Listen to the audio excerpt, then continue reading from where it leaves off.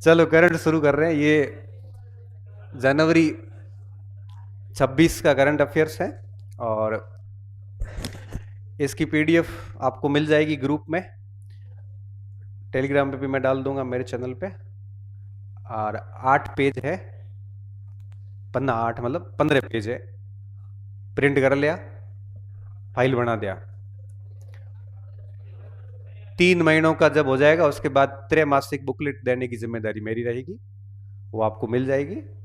और इसके बाद में आप उसको साथ साथ में ये पेजेस पढ़ते रहो, एक फाइल बना दो ताकि उसमें कुछ चीज़ें बाद में और आपको कुछ मिलती है तो आप उसमें ऐड कर सकते हो। त्रैमासिक तो लास्ट में रिवीजन के लिए आपके काम आ जाएगी। ठीक है, अब आते हैं अपन मूल पॉइंट पे। आपको करंट अफेयर में इसके अलावा कुछ भी नहीं देखना है फालतू। ये अपने आप में सफिशियंट है ना, कहीं पे भी माथा बोड़ियाँ नहीं करनी है।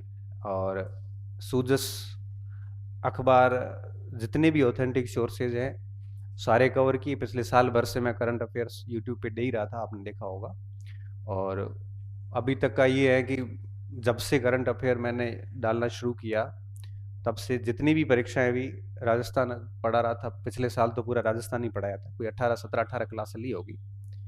तो ट्रैक रिकॉर्ड ये रहा कि 90% तक सवाल उसमें आए हैं, आप लोगों ने देखे होंगे, मैं सोल्यूशन भी करवाया। आगे भी यही रहेगा, तो इतना कर लोगे तो खूब है।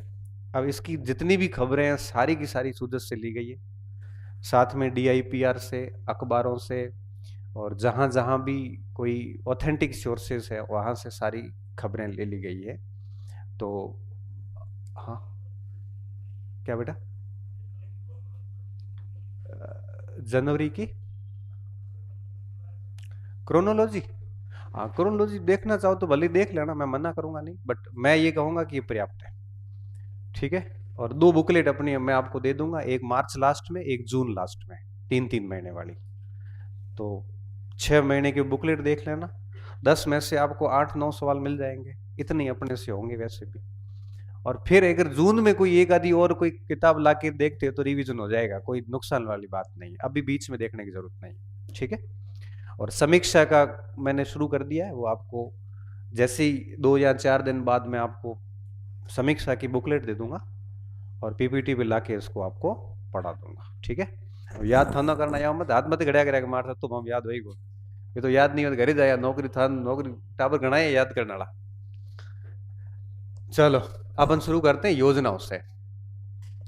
पीपीटी सही है? सही दिख रही है आपको? इसलिए मैंने इस कलर में बनाई ताकि सबको दिख सके अच्छे से। सबसे पहली योजना है मुख्यमंत्री युवा स्वरोजगार योजना।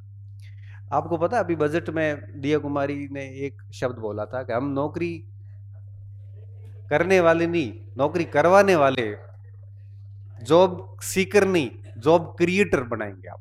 मतलब आप एक उद्योगपति बनोगे और कई लोगों को, मेरे जैसों को जॉब दोगे आप।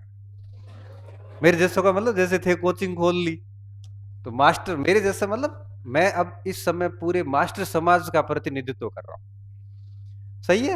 एक रहा सही है जो तो कहने का मतलब है कि स्वरोजगार योजना इसमें सीधा सीधा है कि भाई अब आपको खुद का अपना रोजगार देखना है। किसको? युवाओं को। और लोगों को रोजगार देना है। अब रोजगार मांगने वाले मत बनो बल्कि रोजगार देने वाले बनो। तो सीधी सीधी बात है कि इस योजना में क्या होगा कि हम आपको पैसे देंगे उधार, लोन देंगे, और आप धंधो खोलो, धंधो खोले लोगों को नौकरी दो। ये इनका मेन टारगेट है। ये योजना भी युवा दिवस के दिन आई। युवा दिवस कब मनाया जाता है? सवाई मानसिंह स्टेडियम में, यहाँ पे युवा नीति और ये स्वरोजगार योजना और ऐसे रोजगार नीतियां 3 4 कार्यक्रम जारी किए थे। उसमें पहला टारगेट ये था। टारगेट क्या है? प्रदेश के 1 लाख युवाओं को उद्योगपति बनाना है, उद्यमी बनाना है। तो युवाओं ने कह दिया भाई हमारे रुपया कौन, उद्योगपति कैसे बनेंगे हम? आपके पास पैसे नहीं है तो हम आपको 10 लाख रुपए का लोन दे देंगे, और उसका ब्याज रुपया ही लगेगा नहीं, बिल्कुल 100% ब्याज आपकी गवर्नमेंट भरेगी, आपका ब्याज लगेगा नहीं। बस हम भगवान से उम्मीद ये करते हैं, भगवान मतलब ऊपर वाले सरकार के से, कि ये उनको ही मिले जिनके सच में उद्योग खोलने की आवश्यकता नहीं। नहीं तो क्या है कि कई लोग फर्जी लोन ले जाते हैं, उद्योग खोलते ही नहीं है, और अपना प्लान व्लान सेट करके और पैसे ले लेते हैं, यूज कर लेते हैं, कहना जाए गांव में ब्याज में दे 8 मिट्टी ले जाए जो मजो करे करे ले जाने जा। और साथ में हम और भी लाभ देंगे, 50,000 तक की मार्जिन मनी देंगे। मार्जिन मनी की होया करें, मार्जिन मनी क्या होती है, मैं एक उदाहरण से समझाता हूँ। जैसे आपको एक घर बनाना है, उस घर की रेट आई 80 लाख रुपए, जैसे घर बनाया, 80 लाख रुपए घर की पूरी कॉस्ट आ रही है। आपने लोन फाइल किया। लोन घर के ऊपर दो टाइप का मिलता है, एक हाउस लोन होता है, एक होम लोन होता है। अब होता क्या है कि अगर आपको घर बनाना है तो पहले लोन लिया जाता है नींव वीव देखने के बाद, निर्माण के लिए, जैसे होम लोन बोलते हैं, होम बनाने के लिए, वो सस्ता पड़ता है। एक हाउस लोन होता है जो घर को गिरवी रख के, मॉर्गेज रख के लिया जाता है, वो थोड़ा महंगा होता है। तो आपको होम लोन लिया, जैसे 80 लाख का बजट है, 50 लाख रुपए का लोन मिला, तो शेष कितनी राशि रही? ये 30 लाख आपको खुद को भरनी है। इस 30 लाख को हम क्या कहते हैं? मार्जिन मनी कहते हैं। तो आपको 10 लाख रुपए का आपको लोन मिलेगा।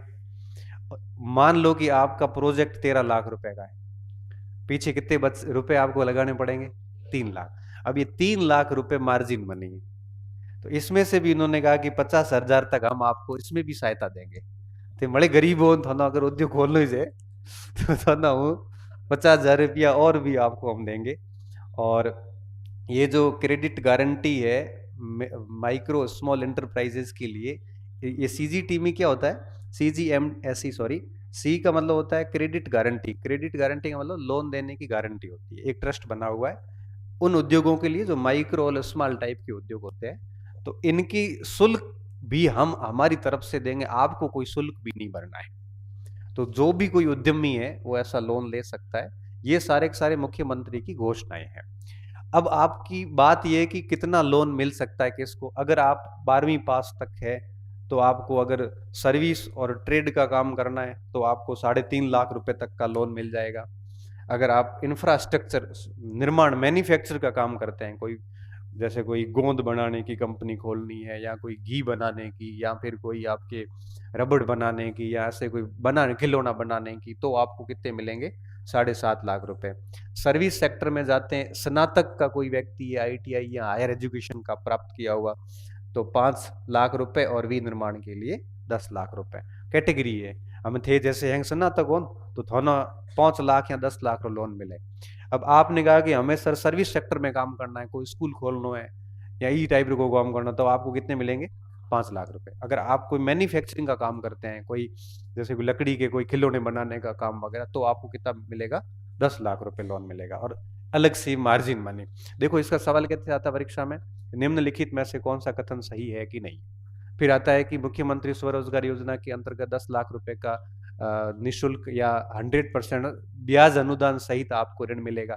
फिर दूसरा ऑप्शन आता है कि स्नातक उद्यमी होंगे उनके लिए इतना इतना मिलेगा।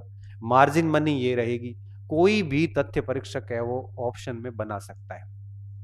अब हम क्या करेंगे, हम अगर तथ्य सारी चीजें ढंग से नहीं याद करेंगे तो कोई भी छोटा सा तथ्य आपसे पूरा प्रश्न गलत करवा सकता है। तो ढंग से इसको एक बार देख लेना।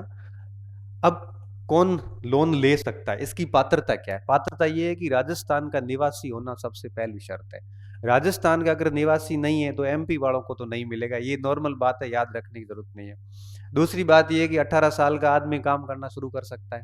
18 से लेके 45 वर्ष तक की जो उम्र है वो उस समय होना जरूरी है। युवा उद्यमी है तो युवाओं की उम्र भी देखी जाएगी, और नहीं 60 साल और कोई आदमी जावे तो वो देखो क्योंकि वो युवा रहे हो। 18 से 45 वर्ष की उम्र, न्यूनतम कितरो 8वीं पास, तो मतलब लगभग थे हैंग लोन लेने के लिए पात्र हो। ठीक है। और साथ में क्या है, यदि कोई फर्म कंपनी या कोई पार्टनरशिप ऋण लेती है तो 51% से अधिक स्वामित्व युवाओं का होना अनिवार्य है। कोई फैक्ट्री अगर मान लो लोन ले, कोई फर्म में पहले से बनी हुई, कोई व्यक्ति लोन न लेके कोई फर्म लोन लेती है, तो उस फर्म में भी जो पार्टनरशिप में उसमें युवा है वो 18 से 45 वालों का मेजोरिटी हाईएस्ट होनी चाहिए, मतलब युवाओं की भागीदारी अधिक होनी चाहिए। ये इसमें बात की गई। और इसके अंदर बजट के अंदर इसमें थोड़ा सा चेंज किया गया। क्या किया गया, इन्होंने कहा कि इस वर्ष हम है वो 30,000 युवाओं को लाभान्वित करेंगे। टोटल कितने करने हैं? 1 लाख। इस साल कितने करेंगे? 30,000 के आसपास, ये इन्होंने बात की है। और इन्होंने क्या कहा है कि एक नारी शक्ति उद्यम प्रोत्साहन योजना, इसकी टाइप की जो स्त्रियों के लिए रोजगार देती है, महिलाओं के लिए रोजगार देती है, उनके लिए एक पहले से योजना चल रही है। तो उन्होंने कहा कि उसमें हम पहले 50 लाख से बढ़ा के अब कितने रुपए की सहायता ऋण करेंगे, 1 करोड़ के। नारी शक्ति का पहले से चल रहा है, नारियों के लिए लोन की मात्रा ज्यादा है। वो छोरो वायरल हुआ तो ना करो कि साइकिल यो दियो है यो दियो मारे काट काट लागोड़ा है, देखो मैं माने साइकिल दियो मैं हो रहा फ्रो यो गलियों में धक्का खाओगे ऐसा कुछ बोला था ना तो अब हम आते हैं दूसरी योजना पे। तो पहली योजना थारे समझ में आई, स्वरोजगार योजना है, लाख लोगों ने उद्यमी बनाना है, 10 लाख रुपये लोन मिले, 50,000 मार्जिन है, 8वीं से लेके स्नातक तक, 18 से 45 वर्ष की इसकी आयु है। और इस तरह से ये योजना काम करेगी। 12 जनवरी युवा दिवस के अवसर पर इस योजना को आरंभ किया गया।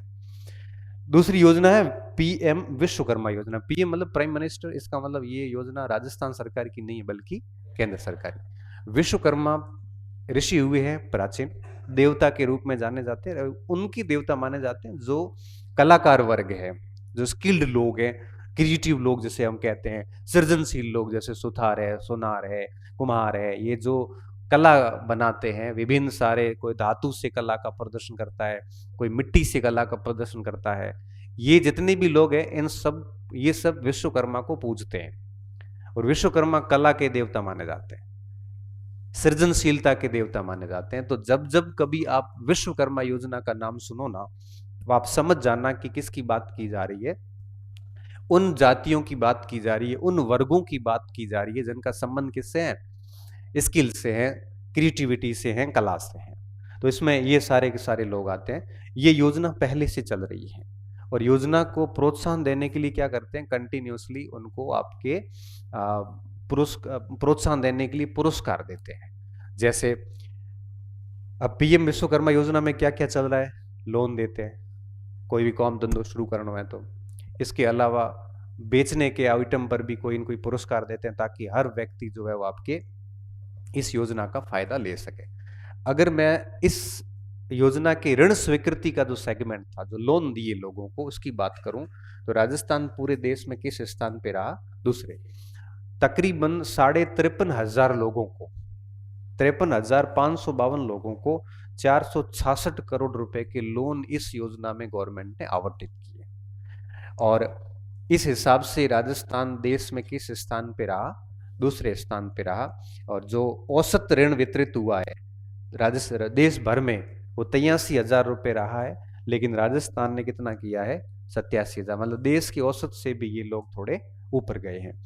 और इसी योजना में कारीगरों को प्रशिक्षण देने के लिए, कारीगरों को टूल किट समझते हो ना, पूरे औजार वगैरह, उसके मामले में राजस्थान कितने स्थान पे रहा है, तीसरे स्थान पे रहा है। अगर आप आगे देखोगे तो इसमें कौन कौन वर्ग आते हैं, स्वर्णकार आ जाते हैं, मूर्तिकार आ जाते हैं, टूल किट बनाने वाले आ जाते हैं, कुम्हार आ जाते हैं, और या थोड़ा एंड ऑल ये जो टूल किट वाले ये साथ में ले सकते हो। क्या बोला, पहले स्थान पे देख लेना लिस्ट में, अपने को काम का नहीं, अपने को खाली राजस्थान याद रखना है, ठीक है, क्योंकि आगे इतने सारे इंडेक्स आएंगे ना जिसमें हर स्टेट की रैंक हमारे लिए याद करना क्या पॉसिबल होता नहीं है, ठीक है। तो हमें मोस्टली ये ध्यान रखना है कि हमारा राजस्थान कहाँ स्टैंड कर रहा है, बस। इससे अधिक जानकारी का कोई सेंस नहीं, क्योंकि अपने कोर्स में केवल और केवल राजस्थान का करंट अफेयर्स है, ठीक है। तो आप इसको याद कर लेना। तो इसमें ये 5 वर्ग मोटे मोटे तौर पे लिए हैं, स्वर्णकार, मूर्तिकार वगैरह। ये तो आपको देखो नाम से पता चल जाएगा, ऑप्शन देखोगे ना उससे पता चल जाएगा कि विश्वकर्मा योजना में है कि नहीं। तो टूल किट में तीसरे स्थान पे रहा है, ऋण वितरण में कितने, कौन से स्थान पे, दूसरे स्थान पे रहा है। उसके बाद में इसी दिन, युवा दिवस के दिन, युवा नीति जारी की गई, यूथ पॉलिसी, राजस्थान ने यूथ पॉलिसी जारी करी है। और अब इसमें आपको पता है कि युवाओं को कौशल युक्त बनाना वगैरह, ये एक ऐसे कॉमन पॉइंट है जो आप नहीं भी पढ़े हुए हो तब भी कर लोगे, क्योंकि देखो युवाओं को कौशल युक्त बना दो, स्वस्थ बना दो और आत्मनिर्भर बनाओ। ये मेन मोटो यही है कि युवाओं को ये कहो कि नौकरी के प्रयास नहीं करें, बल्कि काम धंधो करो, खाओ पियो, मौज करो, क्या फालतू तैयारी करो, ये कहना ले। कौशल युक्त बनो मतलब स्किल होनी चाहिए आप में, आत्मनिर्भर बनो, घर से पैसे मत मांगो, ठीक है और फिट एंड फाइन रहो। क्यों लाइब्रेरी हडनो गंद होंगणो, घरी काली हो रही लाइब्रेरी, हालत खराब हो रही है। मस्त रहो, फिर आराम दिन पूरा काम करो, रात रोटी ठोके घरे घरे घूर रही हो आप परिवार बड़ा। ये है युवा नीति का मेन उद्देश्य। युवाओं को कहा जा रहा है कि आपको अपना ये जो यौवन अवस्था है इसको बर्बाद नहीं करना है आपको, ठीक है, राजस्थान सरकार का। और ऐसा करके आप एक नेतृत्वकर्ता बनिए, लीडर बनिए आप। ये सरकार का मोटो है, बजट में आपने देख लिया होगा कल। देखा नहीं कल? चलो, इसके स्तंभ क्या क्या है? इस नीति में किसकी बात की गई है? शिक्षा दो, शिक्षा, आधुनिकता। जॉब सीकर नहीं चाहिए हमें, जॉब क्रिएटर चाहिए। आप क्या हो? Job seeker. आपको क्या बनना है? Job creator. सरकार में लोन लो स्वरोजगार योजना में और बन जाओ कि जॉब क्रिएटर। ये है युवा नीति का उद्देश्य। इसके अलावा स्वास्थ्य का ध्यान रखो, नेतृत्व वेतृत्व करो, समाज रो। इस पूरी पॉलिसी को इंप्लीमेंट करने के लिए 3 लेयर काम किया इन्होंने। पहला, एक हाई लेवल की कमेटी बिठाई है। मंत्री जी की हाई लेवल का मामला है ना, तो सीधा मंत्री अध्यक्ष होता है डायरेक्ट। और एक राज्य स्तरीय टास्क फोर्स बैठाई है, एक कोर कमेटी बिठाई है। ये सारे मिलके और इस नीति को लागू करने का प्रयास करेंगे। उसके बाद में एक नीति और जारी की, राजस्थान रोजगार नीति 2026। हम इससे नाम से सारी कहानी खत्म हो जाती है कि मार्च 2029 तक कितने लोगों को? 15 लाख लोगों के लिए रोजगार के अवसर पैदा करना। 15 लाख की है। अपने 4th ग्रेड में कितना आया था फॉर्म? 25। मतलब सरकार टारगेट 4th ग्रेड फॉर्म इसीलिए भरवाए थे, पता चल सके कि कुल बेरोजगार कितने हैं। ठीक है, अब बेरोजगारों की संख्या पता चल गई। अब ये क्या करेंगे? अब इनको पता चला कि 15 लाख रोजगार 2029 तक हमें वो क्रिएट करेंगे, ये टारगेट रखा गया है। राष्ट्रीय अंतरराष्ट्रीय रोजगार अवसरों की उपलब्धता सुनिश्चित करने के लिए एक ई जॉब फेयर। ई जॉब का मतलब होगा आपको अंतरराष्ट्रीय स्तर के जॉब भी दिलाए जा सकते हैं, ठीक है। एक मेड़ो लागे जेके हम ऑनलाइन एप्लीकेशन रे माध्यम के थे, घर बैठे बैठे काम करो, एडी जॉब रो व्यवस्था भी करे जल्दी जाए 15 लाख वालों मामलो पूरा हुआ है। ये पूरा डिजिटल प्लेटफॉर्म तैयार किया जाएगा, सारा कुछ डिजिटल करेंगे। उस निगरानी करनी हो चाहे क्रियान्वयन करना हो, ये सब करेंगे। रोजगार का एक पोर्टल बना दिया जाएगा, एआई आधारित होगा। लिखा कितना बढ़िया बढ़िया है। होगा क्या ये तो आपको ही पता है, मना ही ध्यान है। अब आते हैं, मंत्रिमंडल ने कुछ नई नीतियों को मंजूरी दी है। Rajasthan aerospace and defence policy. Aerospace पता है क्या होता है? एयरोस्पेस का मतलब होता है अंतरिक्ष और वायुमंडल के अंदर जो यान जाते हैं, जो सैटेलाइट वगैरह जाते हैं, वो जिनका उपयोग डिफेंस में होता है। अब आपको पता है कि आजकल जो भी युद्ध होता है, तो आजकल के युद्ध थल सेनाएं कम लड़ती है, वायु सेनाएं अधिक लड़ती है। वायु सेना में भी एयर वॉर ही होता है, उधर से वो भेजते हैं, इधर से अपन भेजते हैं, अपन कहीं ठाई को पड़े ऊपर ऊपर की चल रही हो। तो आज की तारीख में इस एरिया में रिसर्च करने की सबसे अधिक जरूरत है। जेड़े बाड़मेर में पत्रकार भेजा होगा, 36 गिरे ड्रोन बाड़मेर में। 36 ड्रोन केत में आया, बिजड़ लिखे नहीं 40 ड्रोन आए और गिरे। कुछ भी हो जाए। उस समय हुआ था ना ऑपरेशन सिंदूर के टाइम, ठाको नहीं, ऐसा माहौल सेट किया इन्होंने कि पता नहीं क्या हो रहा है क्या नहीं हो रहा है, ऐसा कुछ चल रहा था उस समय। तो अब देखिए, तो रक्षा क्षेत्र में और एयर स्पेस क्षेत्र में राजस्थान आगे बढ़ने का प्रयास करेगा। इन्होंने कहा कि हम यहां पे इस इंडस्ट्री का हब बनाएंगे, राजस्थान में रक्षा उपकरण बनाएंगे और एरोस्पेस उपकरण बनाएंगे। विनिर्माण का प्रमुख हब बनाना है। इसमें एमएसएमई की विधान ध्यान तो है। पहले एम का मतलब है माइक्रो, छोटे उद्योग, सूक्ष्म उद्योग। एस का मतलब है स्मॉल उद्योग, थोड़े से बड़े। उसके बाद में है मीडियम, वो उससे भी थोड़े बड़े। तो माइक्रो, स्मॉल और मीडियम इंटरप्राइजेज, ठीक है। इंडस्ट्री मोटे मोटे तौर पे 4 टाइप की होती है। माइक्रो सबसे छोटे, स्मॉल थोड़े से बड़े, उससे बड़े मीडियम, और फिर होते हैं बड़े प्रोजेक्ट। बड़े प्रोजेक्ट इतना ध्यान नहीं देते। मैं बताऊं, भारत जितना भी सामान दुनिया को बेचता है उसका सबसे अधिक हिस्सा कहां से प्रोडक्शन होता है? एमएसएमई से। बड़ी इंडस्ट्री को जरूरत नहीं है, जैसे रिलायंस बड़ी इंडस्ट्री है, अडानी बड़ी इंडस्ट्री है, इनको किसी भी प्रकार के सहायता की जरूरत नहीं है, ये सरकार से वैसे काम करवा देंगे। सरकारी संरक्षण की आवश्यकता सबसे अधिक किसको है? एमएसएमई को। एमएसएमई जैसे अगरबत्ती बनाने वाले, सुपारी बनाने वाले, इत्र बनाने वाले, जो छोटे छोटे उद्योग है ना, ये एमएसएमई कहलाते हैं। और इंडिया जितना भी अपना प्रोडक्ट जो आपके दूसरे देशों में भेजता है वो मोस्टली किससे प्रोडक्ट हो रहा है? एमएसएमई से हो रहा है। इसलिए सरकार का पूरा प्रयास रहता है कि इस इंडस्ट्री को पूरा संरक्षण दिया जाए ताकि हम दुनिया में अधिक से अधिक वस्तुओं को एक्सपोर्ट कर सके। तो एक्सपोर्टर ध्यान है, एक्सपोर्टर मतलब कि निर्यात, और इम्पोर्टर मतलब कि वे आयात। तो कोई भी शब्द समझ में नहीं है तो मन पूछ ले आयो नहीं, तन शब्द समझ में को आयो नहीं, इन होकाराटे को लारे हाँ रेडी तो की है कि मजो हो जा थारे, मारे तो टेंशन कहीं हूं तो फ्रीज हो जाए घंटे में। तो मरम्मत स्टार्टअप वगैरह किया जाएगा। अब इसकी कई सारी कैटेगरी बनाई है, जैसे विनिर्माण। देखो मैंने आपको एक बात बताई थी थोड़े समय पहले कि एक होता है विनिर्माण, एक होता है सर्विस सेक्टर। विनिर्माण वस्तुओं का निर्माण करता है, जैसे अब ये रिमोट कहीं बना है तो ये विनिर्माण हुआ है, ठीक है। अब ये बन गया, इसकी मार्केटिंग करना क्या है? सर्विस।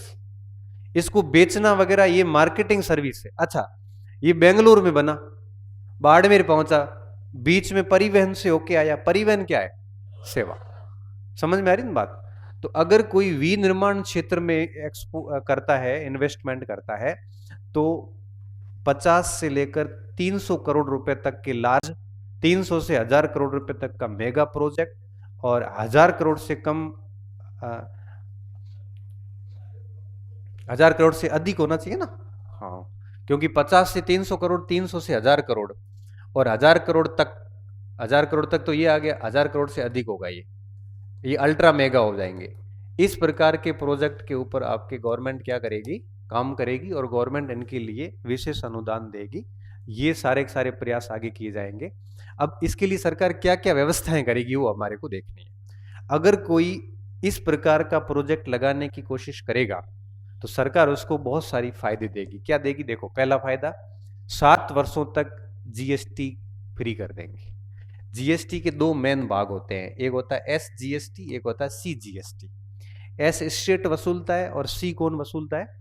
हालांकि वसूलता तो दोनों ही केंद्रीय है, लेकिन बाद में स्टेट का हिस्सा स्टेट को वापस भेज दिया जाता है। तो सरकार ने कहा है कि उस फैक्ट्री के ऊपर जो जीएसटी लगेगा, उस जीएसटी का 75% राशि जो है वो सरकार देगी, उस फैक्ट्री वालों से नहीं लिए जाएंगे। कब तक? 7 वर्षों तक। मतलब जैसे मान लो कि 1 साल की करोड़ रुपए जीएसटी आई, तो 75 लाख रुपए जीएसटी गवर्नमेंट भरेगी, इंडस्ट्री से नहीं लिया जाएगा। 25 लाख रुपए ही इंडस्ट्री से लिए जाएंगे। दूसरा ये फायदा क्या देंगे? अनुदान देंगे, पूंजीगत अनुदान, जिसमें इन्होंने कहा है कि विनिर्माण के लिए 20 या 28% और सेवा क्षेत्र के लिए 14 से 20% तक हम इनको अनुदान देंगे। अनुदान तो आपको समझते ही है, जिसमें आप यहाँ तो 2 टाइप का अनुदान होता है, या तो उनके खर्चों में से आप खुद भर दो या उनका पहले से खर्चा कम करवा दो, इतना सारा दिया जाएगा। और भी अगर जरूरत पड़ी तो बूस्टर के रूप में भी कुछ 10, 20, 15% है वो सरकार इन उद्योगों को मदद करेगी, ताकि राजस्थान में डिफेंस और एरोस्पेस की इंडस्ट्री है वो डेवलप हो सके। इसके साथ साथ इन्होंने कहा कि 7 साल तक हम बिजली का शुल्क भी नहीं लेंगे इनसे, और क्या कहा, हम स्टाम्प ड्यूटी है, मंडी के शुल्क है, ये भी सारे के सारे हम इनके फ्री करेंगे। तो इतनी सारी व्यवस्थाएं क्यों देंगे? ताकि राजस्थान में कौन सी इंडस्ट्री डेवलपमेंट हो सके? एयर स्पेस और डिफेंस इंडस्ट्री। अब इसका सवाल कैसे आता है कि निम्नलिखित में से कौन सा कथन एरोस्पेस और डिफेंस इंडस्ट्री से संबंधित सत्य नहीं है? अब एक ऑप्शन 2 तो इसमें ये रहते हैं कि ये ऐसे उद्योग अगर राजस्थान में लगाए जाते हैं तो इनको ये छूटें दी जाएगी। 2-3 ऑप्शन ये रहते हैं, एक ऑप्शन इसका रहता है। इसमें 2 प्रकार के उद्योग है, ऐसे लार्ज, ये मेगा और ये अल्ट्रा मेगा। तो इस प्रकार से 3-4 ऑप्शन रहते हैं, जिसमें से आपको गलत या सही में से चुनना होता है। उसके बाद की योजना है राम जल सेतु लिंक परियोजना। राम आपको पता है, रा यानी राजस्थान, म यानी मध्य प्रदेश। राजस्थान और मध्य प्रदेश दोनों को मिला के क्या नाम दिया है? राजस्थान एंड मध्य प्रदेश। आपको पता है कि राजस्थान और मध्य प्रदेश के बीच में कई सारी नदियां एक हो रखी है, मध्य प्रदेश से निकलती राजस्थान में आती है। तो बीच में क्या हुआ था, एक योजना लेके आए थे, राम जल सेतु योजना। जैसे पहले हम ये कहते थे पार्वती काली सिंध संबल परियोजना बोलते थे। इसमें क्या किया गया है कि राजस्थान और मध्य प्रदेश के जितने भी नदी नाले हैं, इन सबको जोड़ा जाएगा, ताकि इनके बीच के जितने भी क्षेत्र आते हैं गांव वगैरह, उनको आपके पेयजल वगैरह आसानी से मिल सके। इसलिए इसका नाम क्या दिया? राम जल सेतु लिंक परियोजना। लिंक का मतलब क्या होता है? जोड़ना आपस में। तो राम जल सेतु लिंक परियोजना कौन से राज्यों के बीच में है? राजस्थान और मध्य प्रदेश। मेन मेन परियोजना क्या है? मेन परियोजना ये है कि राजस्थान और मध्य प्रदेश के बीच की नदियों को आपस में जोड़ना, ताकि उस पूरे क्षेत्र के जल के संकट को दूर किया जा सके। ये परियोजना आज से नहीं, पिछले साल भर से चल रही है। अब इन्होंने इसके ऊपर एक एक्वाडक्ट बनाया। एक्वाडक्ट क्या होता है? दो बड़ी जल राशियों को मिलाने के लिए जो ब्रिज बनाते हैं, उसको क्या कहते हैं? एक्वा। एक्वा यानी जल होता है, डक्ट का मतलब मिलाने वाली रेखा। तो एक्वाडक्ट बनाया जाएगा कहां पे? कोटा के अंदर। 2028 में पूरा होगा ये रन, कोटा के अंदर। कोटा के दिगूर्द तहसील के पीपलदा समेल गांव से ये डक्ट क्या करेगा? यहां से शुरू होगा और बूंदी जिले के इंद्रगढ़ तहसील के गोहाटा गांव को आपस में जोड़ देगा। ये लगभग 2.3 किलोमीटर के आसपास का है। 2330 करोड़ रुपए का खर्चा आएगा और 2008 तक इसका निर्माण पूरा होगा, जिससे क्या जल संपर्क आपस में हो जाएगा। हाँ, 2028 तक इसका निर्माण कार्य आपके पूरा हो जाएगा। खर्चो गुणो है भैया, 2330 करोड़ रुपए खर्च हुआ है। ठीक है, कई घर बनेंगे, एक्वाडक्ट बने कि नहीं बने? घर गणे बने, कई बंगले बनेंगे, कई शानदार, क्योंकि इतरो पैयो आयो है। 10% 20% पैये अगर आप मजो कर दियो तो ये 600 करोड़ रुपया है। 300 जावे तो कहीं को नहीं, घना जा है। 600 करोड़ के आसपास गए। ये फिर यूं टूटता है, सबका अपना अपना हिस्सा वितरित होता है, नीचे हम ले ऊंचा तक पूरा ऐसे। लास्ट में 300 करोड़ रुपया हो जाए, बढ़िया, फर्स्ट क्लास। ऐसी योजनाओं से क्या होता है? ऐसी योजनाओं से इंफ्रास्ट्रक्चर निर्माण होता है। ठीक है, हाँ। तो ये कुछ नहीं है, आपकी काली सिंध नदी पर बने नवनेरा बैराज से पानी को पंप करके उठाया जाएगा और कौन सी नदी में डाल देंगे? मेज नदी में छोड़ दिया जाएगा। फिर वहां से इसको कहां छोड़ देंगे? बिसलपुर, ईसरदा, गलवा बांध तक पहुंचाया जाएगा, जिससे क्या होगा कि उस पूरे क्षेत्र को जल आपूर्ति हो सकेगी। इसके साथ साथ में सौर ऊर्जा के लिए कुछ भूमि आवंटन की, जिसका विरोध लगातार चल ही रहा है, आपको पता ही है। सरकार क्या करती है? सरकार कहती है कि लाखों सर में आप 72 हेक्टेयर भूमि ले लो। अब कंपनी क्या करती है? वहां के किसानों को पैसे वैसे दे के सेट कर देती है, बीच में दलालों की सहायता से जमीन के पट्टे अपने नाम कर लेती है, एग्रीमेंट करवा लेती है, और फिर ये वहां की खेजड़ियां सारी काट देते हैं। क्योंकि खेजड़ी काटना इनके लिए इसलिए है कि वहां प्लेटें लगानी है सारी इनको। अब कंपनी ने पैसे दिए तो कंपनी खेजड़ियों को छोड़ छोड़ के उस भूमि को रखेगी तो नहीं, तय बात है। अब लोग कह रहे हैं कि हमारे खेजड़ियां मत काटो, जबकि सिस्टमेटिक तरीका अब क्या चल रहा है, क्योंकि गवर्नमेंट खुद भूमि आवंटन कर रही है। गवर्नमेंट खुद को इस डील में लिखवाना चाहिए कि वृक्षों को क्षति नहीं पहुंचाओगे आप। वो कोई लिख नहीं रहा है, किसान पैसे के लालच में जमीन दे देता है। अब आपने मेरे को जमीन दे दी, मैं उस जमीन में क्या करूं, आपको क्या मतलब? अब ये चल रहा है। एक्चुअल में क्या है कि ये कंडीशन ऐसी बनी हुई है कि इस जगह खेजड़ी को बचाने का काम गवर्नमेंट लेवल पे करना पड़ेगा। गवर्नमेंट कंपनियों को पाबंद करनी चाहिए कि आप जिस जगह पे सौर ऊर्जा पार्क लगाओगे, प्लेट्स लगाओगे, वहां पे वृक्षों को या वहां की बायोडाइवर्सिटी को क्षति नहीं पहुंचाओगे। स्पष्ट तौर पे लिख लिया जाए, मॉनिटरिंग की जाए तो बच सकता, नहीं तो कुछ नहीं हो सकता इसका। खेजड़ी जाने का मतलब है मरुसल गया, क्योंकि खेजड़ी ही इस पूरे मरुसल को बचा के बैठा है।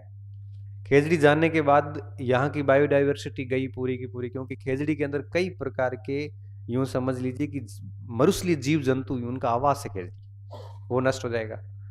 खेजड़ी यहाँ नीचे के भूमि को पोषक तत्व प्रदान करती है, वो भूमि भी गई काम से।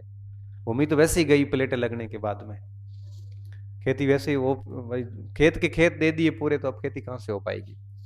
तो ये जमीन दी है, एक रामगढ़ में भी दी है, 745 हेक्टेयर भूमि दे दी। एक है आत्मा योजना। आत्मा योजना एग्रीकल्चर जो आपके टेक्नोलॉजी मैनेजमेंट एजेंसी है, ATMA, जिसका काम क्या है, किसानों को थोड़ा बाहर भेजा जाएगा, वो नई नई तकनीकी सीख सीख के आएंगे और नई तकनीकी के साथ खेती करेंगे। आत्मा योजना में क्या करेंगे, अब ये हनुमानगढ़ जिले के किसान क्या करेंगे, कितने किसान दूसरे राज्यों में जाएंगे और वहां खेती देख के आएंगे और वहां की टेक्नोलॉजी को अपने राज्य में जाके वापस लागू करेंगे। इस हेतु आत्मा योजना है, भ्रमण का उद्देश्य है, और भ्रमण के साथ साथ आधुनिक खेती सीख के आएंगे। भ्रमण के साथ आधुनिक खेती सीख के आएंगे, ये आत्मा योजना है। बजट लिखियो को नहीं, बाकी बजट ही ठीक ठाक है। हीरो मजा करे, कोई भ्रमण में कौन खेती सीखेगा घूमे आएगा। एक आवाज नहीं, Rajasthan prohibition of transfer of immovable property and disturb areas विधेयक होता है क्या, आपको पता है? जब कोई क्षेत्र अशांत हो जाता है, अशांत क्षेत्र मतलब कि दंगा हो गया या लड़ाई झगड़ा हो गया, तो वहां क्या होता है कि जो शांत लोग हैं, अच्छे लोग हैं, वो जमीनें छोड़ छोड़ के चले जाते हैं और औने पौने दामों में वो जमीन बेच देते हैं। निकलो यहां से, कोई मतलब नहीं है। यूपी में एक बार हुआ था, आपको पता है, कहीं पे भी अगर कोई क्षेत्र अशांत होगा तो वहां से लोग पलायन कर जाएंगे, जमीनें सस्ती बेच के निकल जाएंगे। इसको रोकने के लिए ये बिल लाया गया है। प्रोहिबिशन का मतलब होता है निषेध, ट्रांसफर का मतलब होता है हस्तांतरण, जमीनें बेचना करना। इमूवेबल प्रॉपर्टी का मतलब होता है वो संपत्ति अचल हो, अचल मतलब जमीनें वगैरह। और किन क्षेत्रों में? डिस्टर्ब एरिया में। डिस्टर्ब मतलब अशांत क्षेत्रों में।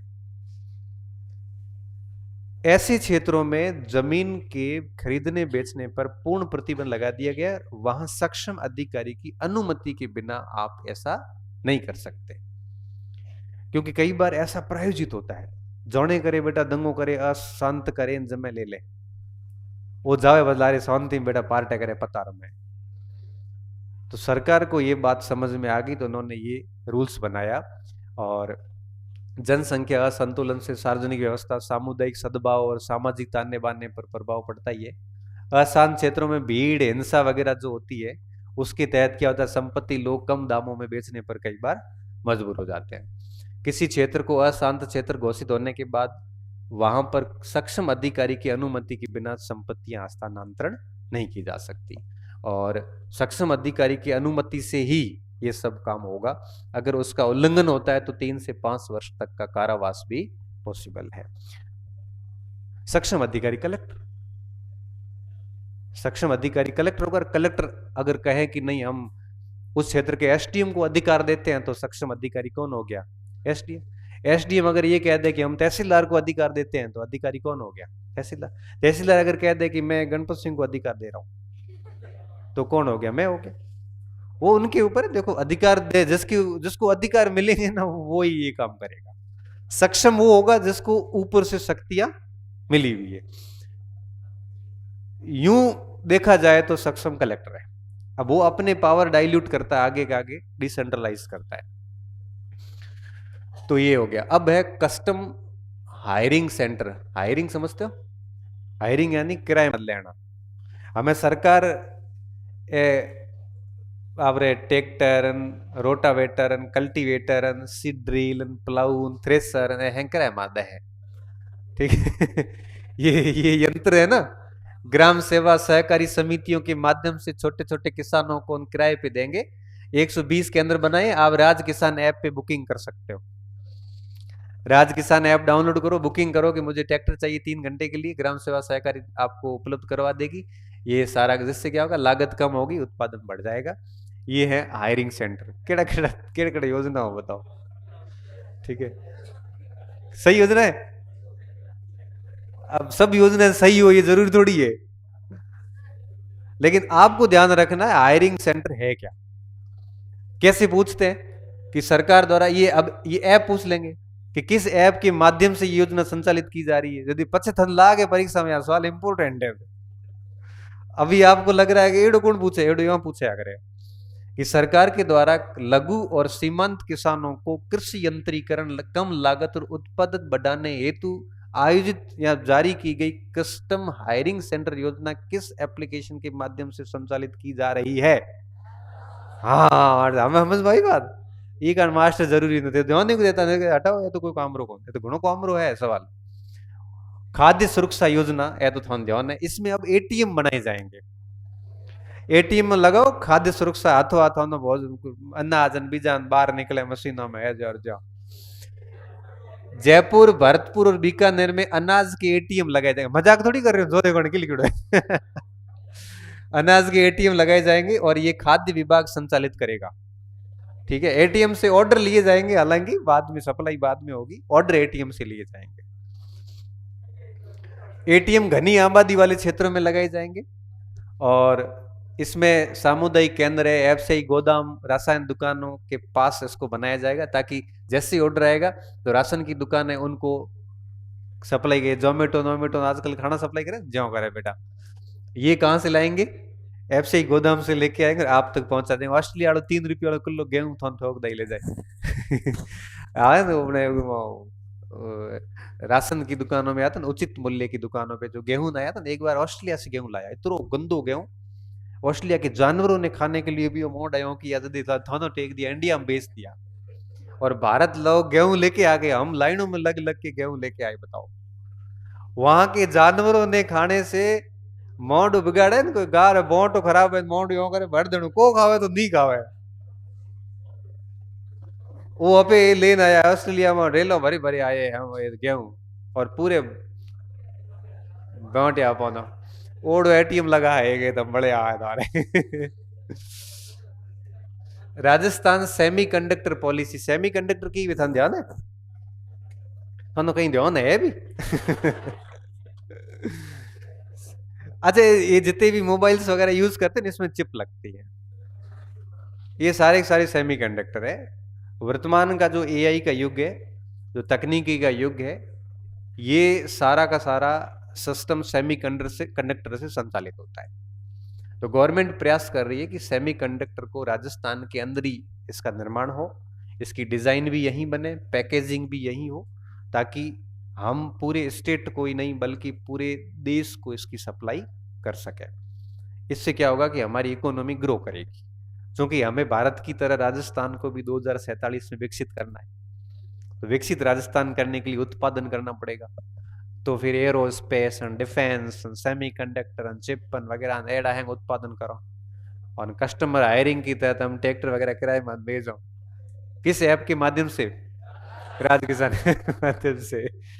तो अब इसके लिए गवर्नमेंट कह रही है कि सेमीकंडक्टर का कोई उद्योग वगैरह लगाएगा तो हम उसको फायदा देंगे। क्या फायदा देंगे? देखो इधर 60% के आसपास जितना भी खर्चा आएगा उसका 60% के आसपास सरकार कह रही है हम आपको देंगे। 7 साल के लिए ऑपरेशनल छूट मिलेगी, मतलब लाइट रा बिल भी जा कहीं नहीं आवा है। टर्म लोन पर भी 5% की ब्याज की सब्सिडी मिलेगी।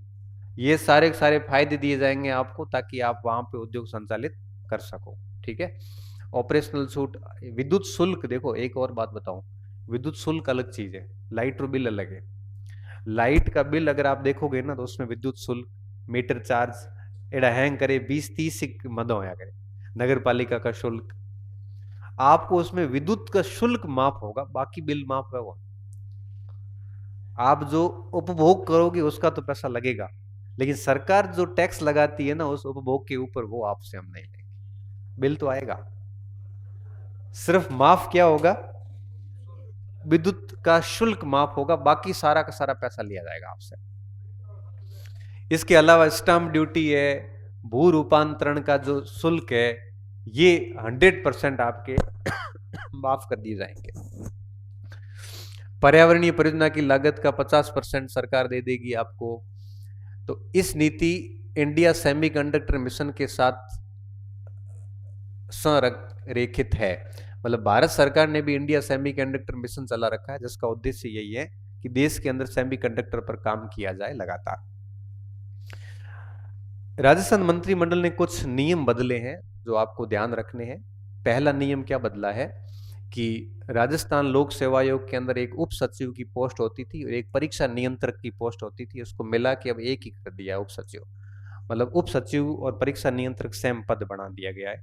ये आरपीएससी आपके कोर्स में है फर्स्ट पेपर के अंदर, ध्यान रखना। ये अब क्या उप सचिव और एग्जाम कंट्रोलर ये पोस्ट अब विलय कर दी गई है। पहले दो पोस्ट होती थी, अब एक ही कर दी गई है और अब इसका नाम क्या है, उप सचिव। परीक्षा नियंत्रक पोस्ट खत्म हो गई। अब सिविल सेवा के नियमों में चेंज हुआ है और यहाँ पर 2006 के अनुरूप, पहले सिविल सेवा के नियमों में ये डेफिनेशन थी नहीं, अब डाल दी गई है। 21 वर्ष से कम आयु को बालक माना जाएगा और बालिका के संदर्भ में 18 वर्ष से कम आयु होगा तो उसको बालक माना जाएगा। बालक की डेफिनेशन जैसे आरटी में डेफिनेशन क्या है, 6 से 14 वर्ष, तो सेवा नियमों में डेफिनेशन क्या है, 21 वर्ष और 18 वर्ष। ये अब पहले नहीं थी, इसमें अब डाल दी गई है। एक है पीएम कुसुम योजना। कुसुम आपको पता ही है, कृषक ऊर्जा संरक्षण और उत्थान महाअभियान जैसे कहते हैं। मतलब इसको मैं सीधे शब्दों में कहूं तो किसानों को और ऊर्जा क्षेत्र को किससे जोड़ना, सौर ऊर्जा से। अभी सरकार का एक ही प्रयास है, सोलर एनर्जी ज्यादा से ज्यादा आगे बढ़े और सौर ऊर्जा के लिए पीएम कुसुम योजना चलाई गई है। पीएम कुसुम योजना के अंतर्गत कुल आप यूं मानिए कि टोटल 3 कंपोनेंट है, ए, बी और सी। ए में क्या है, गवर्नमेंट खुद संयंत्र लगा के सौर ऊर्जा बनाएगी। बी में क्या करेंगे कि जो भी किसान है, इनके जो मोटर लगी होती है जो लाइट में चलती है, उनको वो सौर ऊर्जा में कन्वर्ट करेंगे ताकि किसान अधिकतम जरूरतें सौर ऊर्जा से पूरी करें।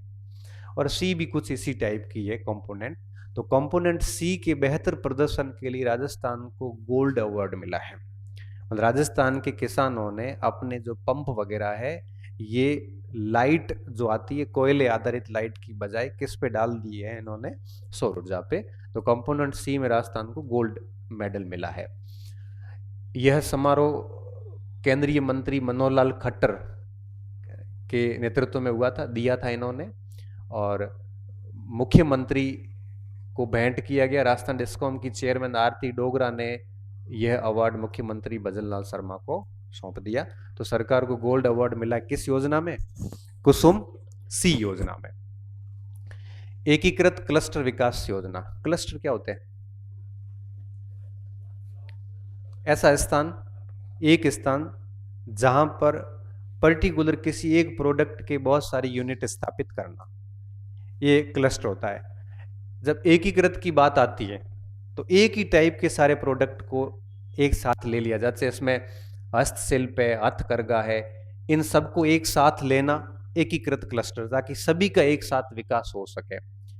यह योजना जनवरी 25 में लागू की गई थी और 29 तक रहेगी, 31 मार्च 2029 तक इस योजना को रहना है। और सरकार 58 करोड़ रुपए का अनुदान मंजूर करेगी इसके लिए। सरकारी प्रोजेक्ट्स में 80% से 100% तक फंडिंग देगी और इसके साथ साथ कई सारे सीएफसी क्लस्टर भी विकसित किए जाएंगे। 100 से अधिक एमएसएमई इकाइयों को इसका सीधा लाभ मिलने वाला है।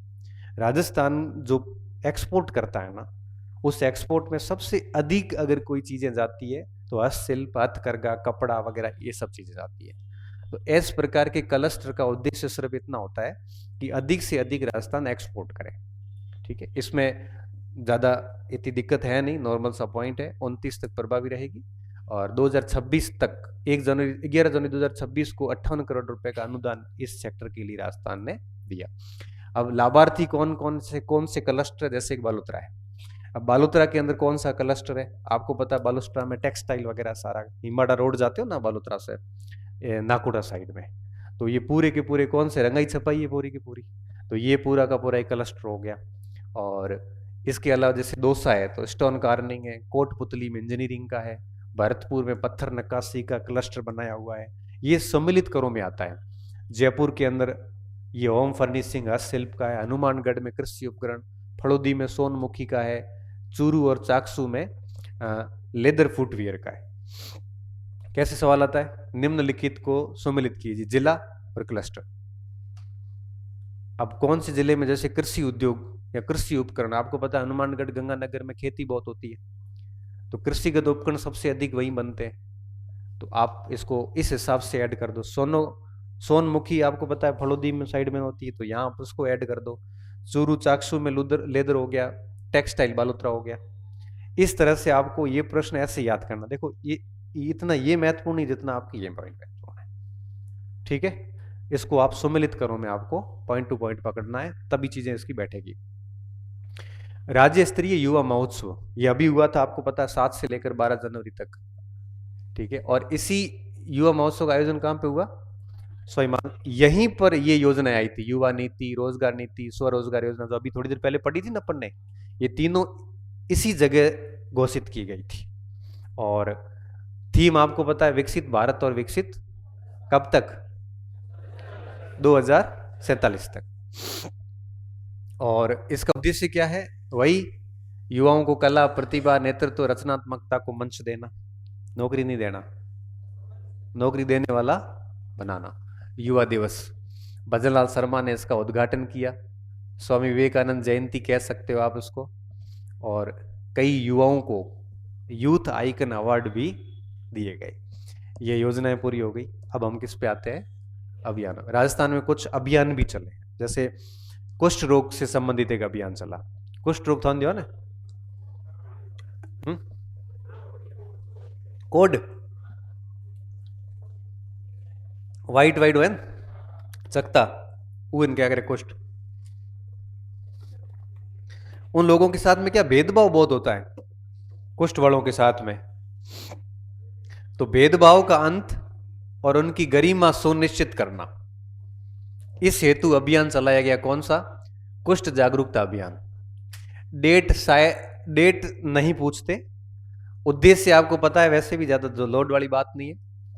इसकी कई सारी समाज में भ्रांतियां फैली हुई, उनको खत्म करना। भ्रांतियां ये है कि हम उनसे भेदभाव कर लेते हैं। कई बार ऐसे कोई सफेद गुड़ हुआ है, थरी दप्पे थोड़े हुआ है साइड में करते हैं लोग, करते हैं, जबकि उस बेचारे की बीमारी है, उससे भेदभाव क्यों करना।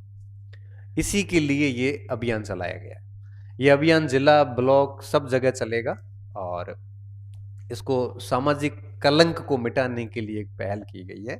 इस प्रकार से हमें किसी के साथ में भेदभाव नहीं करना है। प्राकृतिक खेती महाअभियान। प्राकृतिक खेती का मतलब होता है, हमें आप यूं समझ लीजिए कि खेती के अंदर रासायनिक उर्वरकों का वगैरह का यूज नहीं करना। नेचुरल एग्रीकल्चर, जैविक खेती जिसे आप कह सकते हो, तो परंपरागत खेती जिसे कह सकते हो। प्राचीन तरीकों से जो खेती होती थी वो ज्यादा सही होती थी।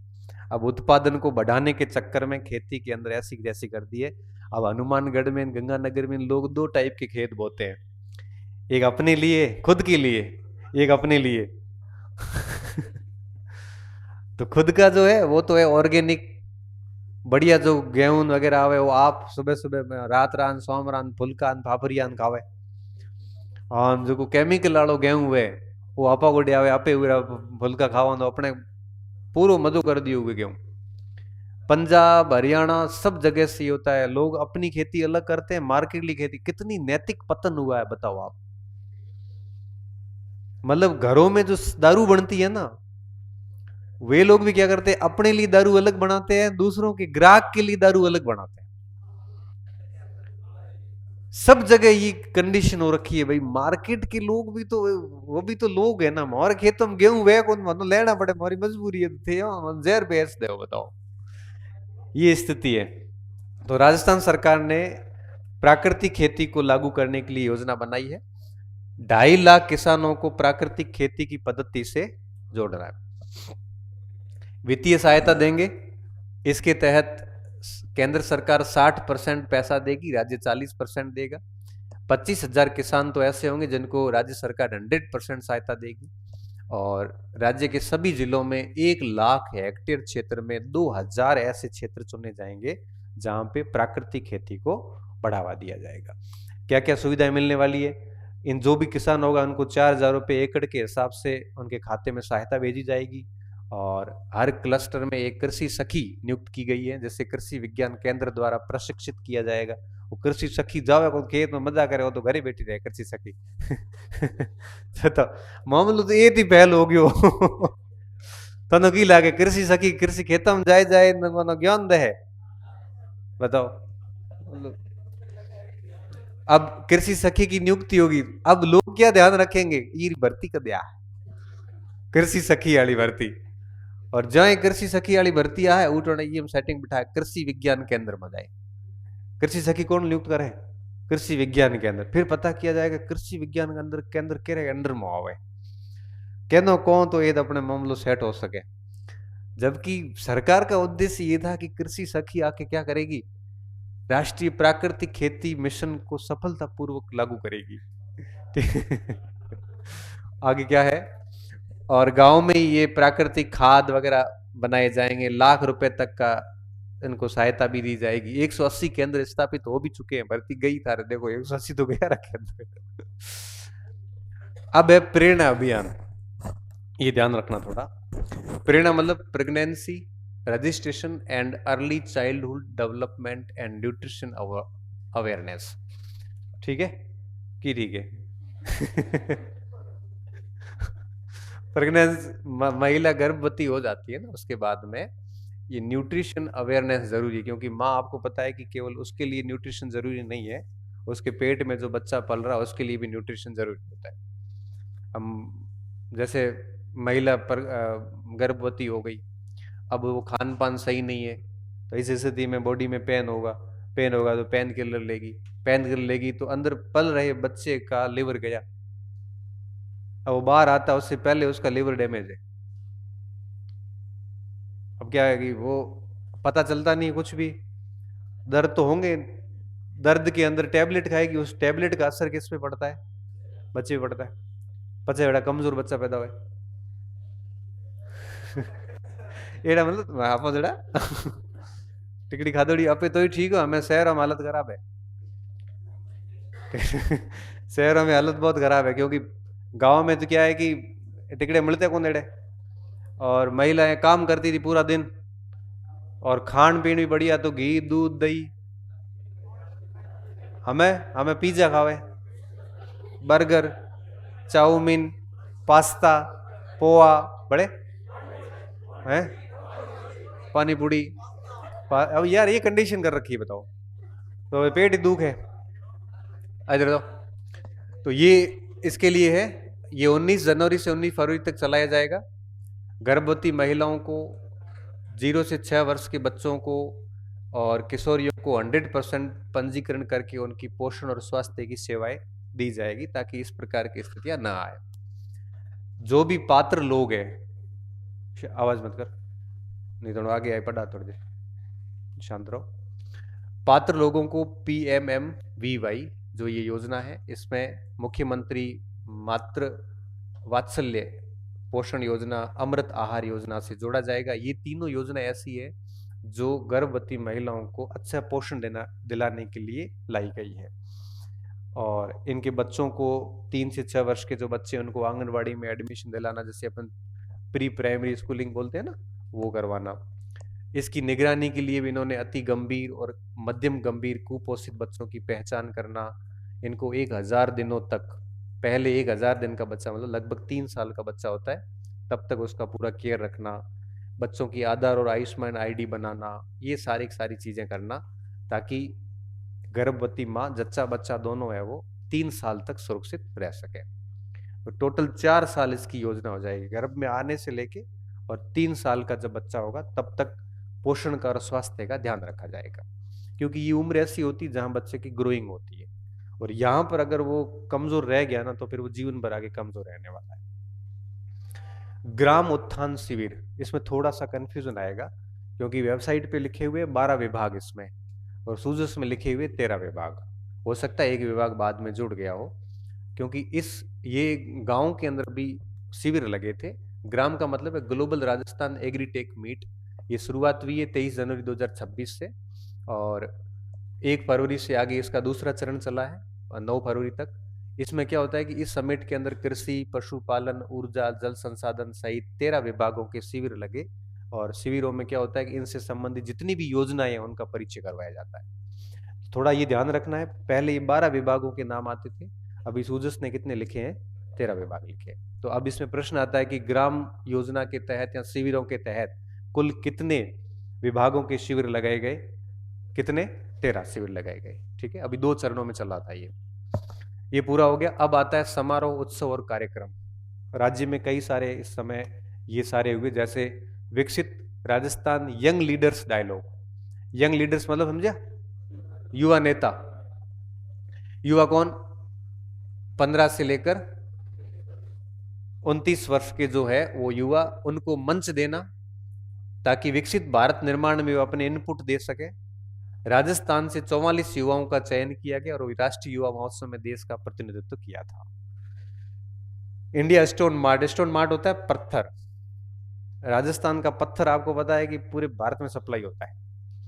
तो इसका 13वां संस्करण, मार्ट का मतलब होता है एक प्रकार से मेला, जिसमें क्या करते हैं, स्टोन मार्ट है तो पत्थरों की प्रदर्शनी की जाती है ताकि दुनिया भर में उसकी डिमांड हो सके।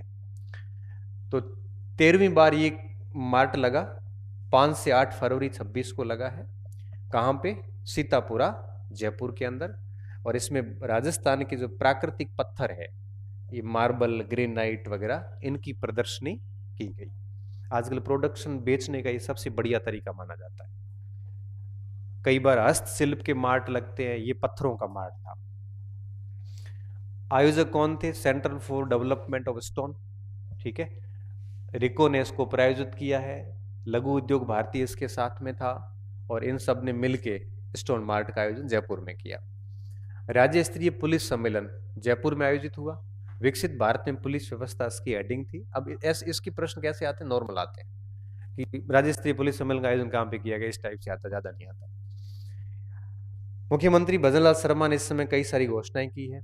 क्या घोषणाएं की, भजनलाल शर्मा घोषणाएं बहुत अच्छी अच्छी करते हैं कि e visitors portal, E0 FIR, Rajasthan police प्राथमिकता, ये सारा काम करेंगे। पुलिस के मॉडर्नाइजेशन के लिए 200 करोड़ रुपए का हम फंड देंगे।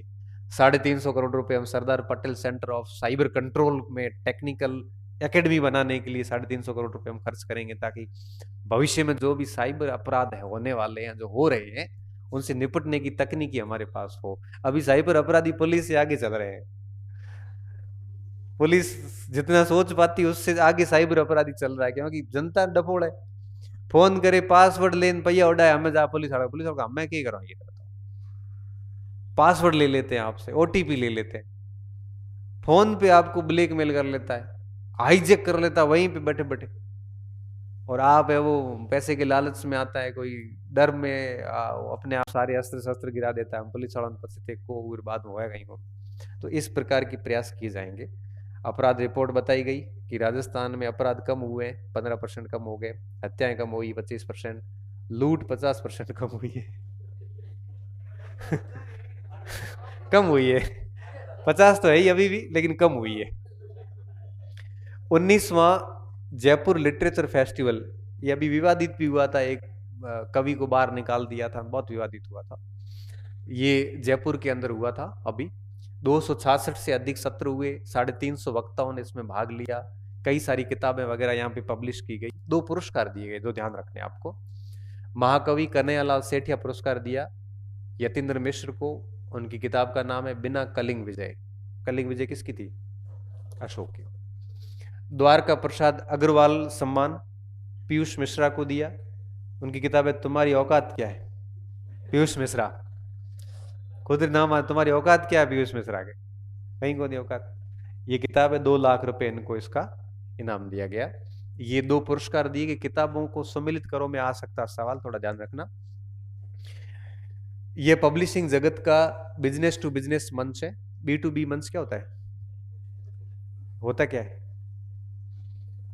कस्टमर भाग नहीं लेता, सारे बिजनेसमैन ही भाग लेते हैं। बिजनेस वाले को अपना सामान बेचते हैं, ठीक है। B2C क्या होता है, बिजनेस टू कस्टमर, ये बिजनेस टू बिजनेस है। इस बार फोकस मराठी भाषा अनुवाद में रहा। AI पर भी इसमें काफी सारा काम किया गया, और भी बहुत सारे लोग इसमें सम्मानित हुए थे, पर ये 2 थोड़े थोड़े ठीक थे। इसमें एक राजजीविका का सत्र भी हुआ, legend the real women behind the myth विषय पर सत्र आयोजित किया गया। जिसमें इतिहासकार जनीना रामीरेज और लेखिका नारायणी बसु ने भी चर्चा करी। इसमें एक किताब भी लॉन्च की गई, जगदीश धनखड़ के दामाद कार्तिकेय वाजपेयी की पुस्तक अनबिकमिंग सेटलमेंट कौन करू है, जगदीश धनखड़ के दामाद कार्तिकेय वाजपेयी की पुस्तक का विमोचन किया गया। Bharat renewable expo 2026। रिन्यूएबल क्या होता है? नवीकरणीय ऊर्जा के स्रोत क्या कहलाते हैं? रिन्यूएबल। एक्सपो का मतलब होता है प्रदर्शनी। तो ये जनवरी में हुआ आपके जयपुर में। ये तीसरा संस्करण है। राजस्थान का सबसे बड़ा और भारत का प्रमुख स्वच्छ ऊर्जा का एक्सपो है। ठीक है। इसमें फर्स्ट व्यूज ग्रुप ने भी भाग लिया, राजस्थान के ऊर्जा मंत्रालय ने भी भाग लिया, विभाग ने भी भाग लिया, और सौर ऊर्जा और इनके जुड़े हुए 350 कंपनियां भी यहाँ पे साथ में शामिल हुई थी। ठीक है, तो ध्यान रखना जनवरी में इसका आयोजन हुआ था। इसमें कई सारे आकर्षण का केंद्र रहे हैं। केंद्र क्या थे? पुंगल में सोलर पार्क का एक मॉडल प्रस्तुत किया। देखो, एक पुंगल के अंदर एक बहुत अच्छी उपलब्धि ये रही, अभी तक क्या कि लाइट का स्टोरेज नहीं होता। अभी इन्होंने एक ऐसा सौर पार्क बनाया है जिसमें सौर ऊर्जा की बैटरी बनेगी और उस बैटरी के अंदर सौर ऊर्जा रहेगी संग्रहित, ताकि रात के समय भी किसानों को सौर ऊर्जा से लाइट मिल सके, क्योंकि रात को सौर ऊर्जा काम नहीं कर पाएगी। तो बैटरी स्टोरेज इतना करेंगे कि रात को भी किसानों को सौर ऊर्जा से लाइट मिल सकती है। तो पुंगल में एक ऐसा सोलर पार्क बनाया है जिसमें 6400 मेगावाट की बैटरी स्टोरेज वाला एक बड़ा प्रोजेक्ट है और रात में भी सौर ऊर्जा की आपूर्ति सुनिश्चित करेगा। प्रदेश के 25 से अधिक विश्वविद्यालय छात्र सोलर इनोवेशन और प्रोजेक्ट इसमें प्रस्तुत कर रहे हैं। सरकार का पूरा ध्यान सोलर ऊर्जा पे अभी इस समय देश के अंदर हर राज्य में ये काम किया जा रहा है। जहां जहां अपॉर्चुनिटी है सौर ऊर्जा को बढ़ा रहे हैं, ताकि रिन्यूएबल रिसोर्सेस बढ़ेगा तभी आपकी कोयला, ये कार्बन उत्सर्जन वगैरह कम हो पाएंगे। पक्षी उत्सव, 9वां पक्षी उत्सव जयपुर में हुआ, कनोता कैंप में हुआ है, और इसकी थीम देखिए, the join the celebration of wings and wetland. Rajasthan कितना वेटलैंड है? राजस्थान वेटलैंड कितने? 5। उदयपुर में भी बर्ड फेस्टिवल हुआ है, 12वां। मैनार के अंदर, मैनार क्या है? वेटलैंड ही है। चित्तौड़गढ़ के सांसद सीपी जोशी ने इसका उद्घाटन किया, ज्यादा माथाबोड़ी इसमें है नहीं। मरु महोत्सव कहां पे हुआ? जैसलमेर में हुआ, पोखरण में हुआ। सम, लखमण एवं खूड़ी में, सम, लखमणा, खूड़ी, जैसलमेर, पोखरण 4 जगह हुआ। इसमें कई प्रतियोगिताएं हुई। साफा बांध, ये याद नहीं रखना है आपको, केवल मिस मूमल याद रख लिया, बाकी कहीं याद रखो। साफा बांध में भौम सिंह जोधा जीत्यो, साफा बांध फटाफट बढ़िया आड़ो। मिस्टर पोखरण मनीष सेन, मिस मूमल याद रखा थे, कुसुम पवार पूछ सके। Mister desert Manish Pawar, missus Jaisalmer Taj, Varsha Bhati को मिस पोखरण, ये ध्यान रखना। एक कुसुम पवार का ध्यान रखना। मिस मूमल कई बार परीक्षा में पूछी जा चुकी है।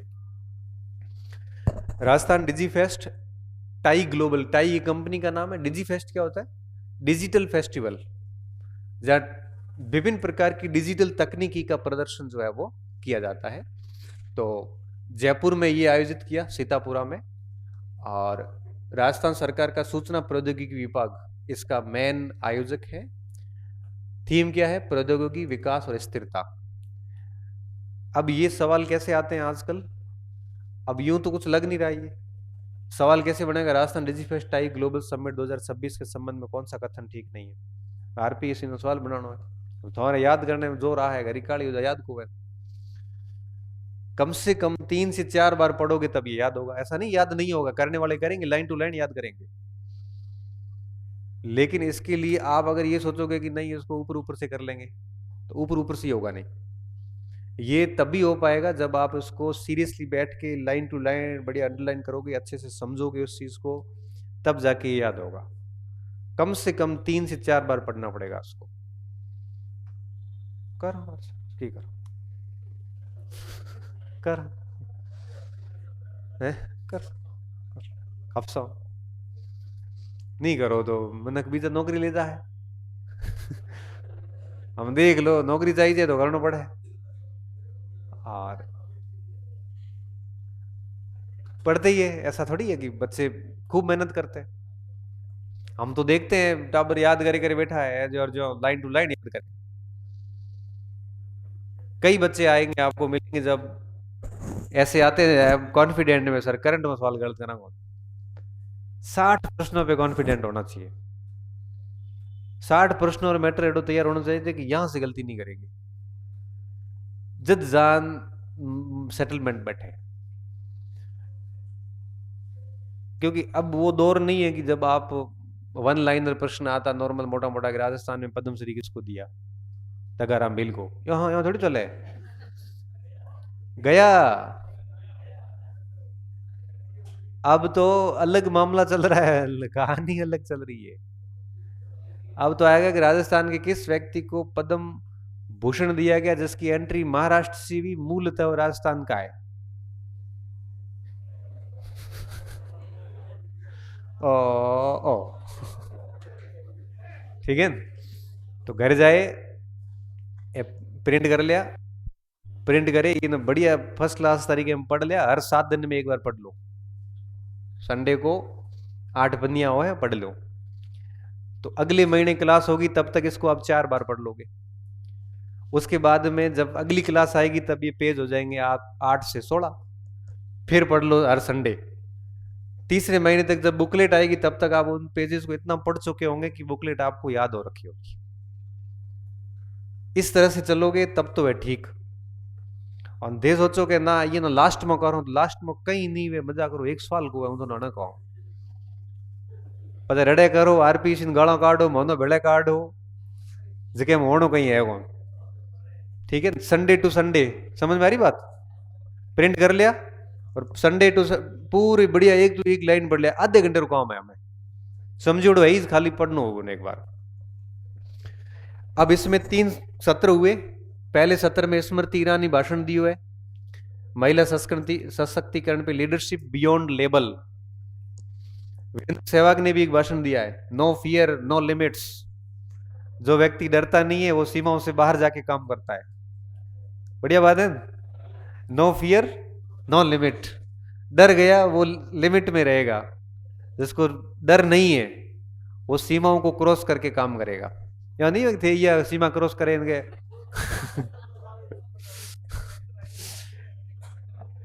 और भी कई सारी, जयपुर कॉमिक कॉन 5 जनवरी को यहाँ पे मध्य प्रदेश का भी आयोजन हुआ। ऊंट उत्सव कहां पे हुआ? और यहां पर भी मिस मरवण बनती है। मिस मुंबई किसमें बनती है? और मरवण कहां है? बीकानेर ऊंट उत्सव में। ढोला मरवण किशोर कल्ला और स्वाति कल्ला, मिस्टर बीकाना लखन पारिक, मिस मरवण अंकिता सुथार, वाह। 17वां आदिवासी युवा आदान प्रदान कार्यक्रम, एक्सचेंज प्रोग्राम। एक्सचेंज मतलब था संस्कृतियों का आदान प्रदान, यानी युवा आदान प्रदान करा यानी ये भारत सरकार के गृह और युवा खेल मंत्रालय द्वारा हुआ 7 दिवसीय कार्यक्रम था ये। और वासुदेव देवनानी विधानसभा का भ्रमण कर अध्यक्ष वासुदेव देवनानी से इन्होंने संवाद किया।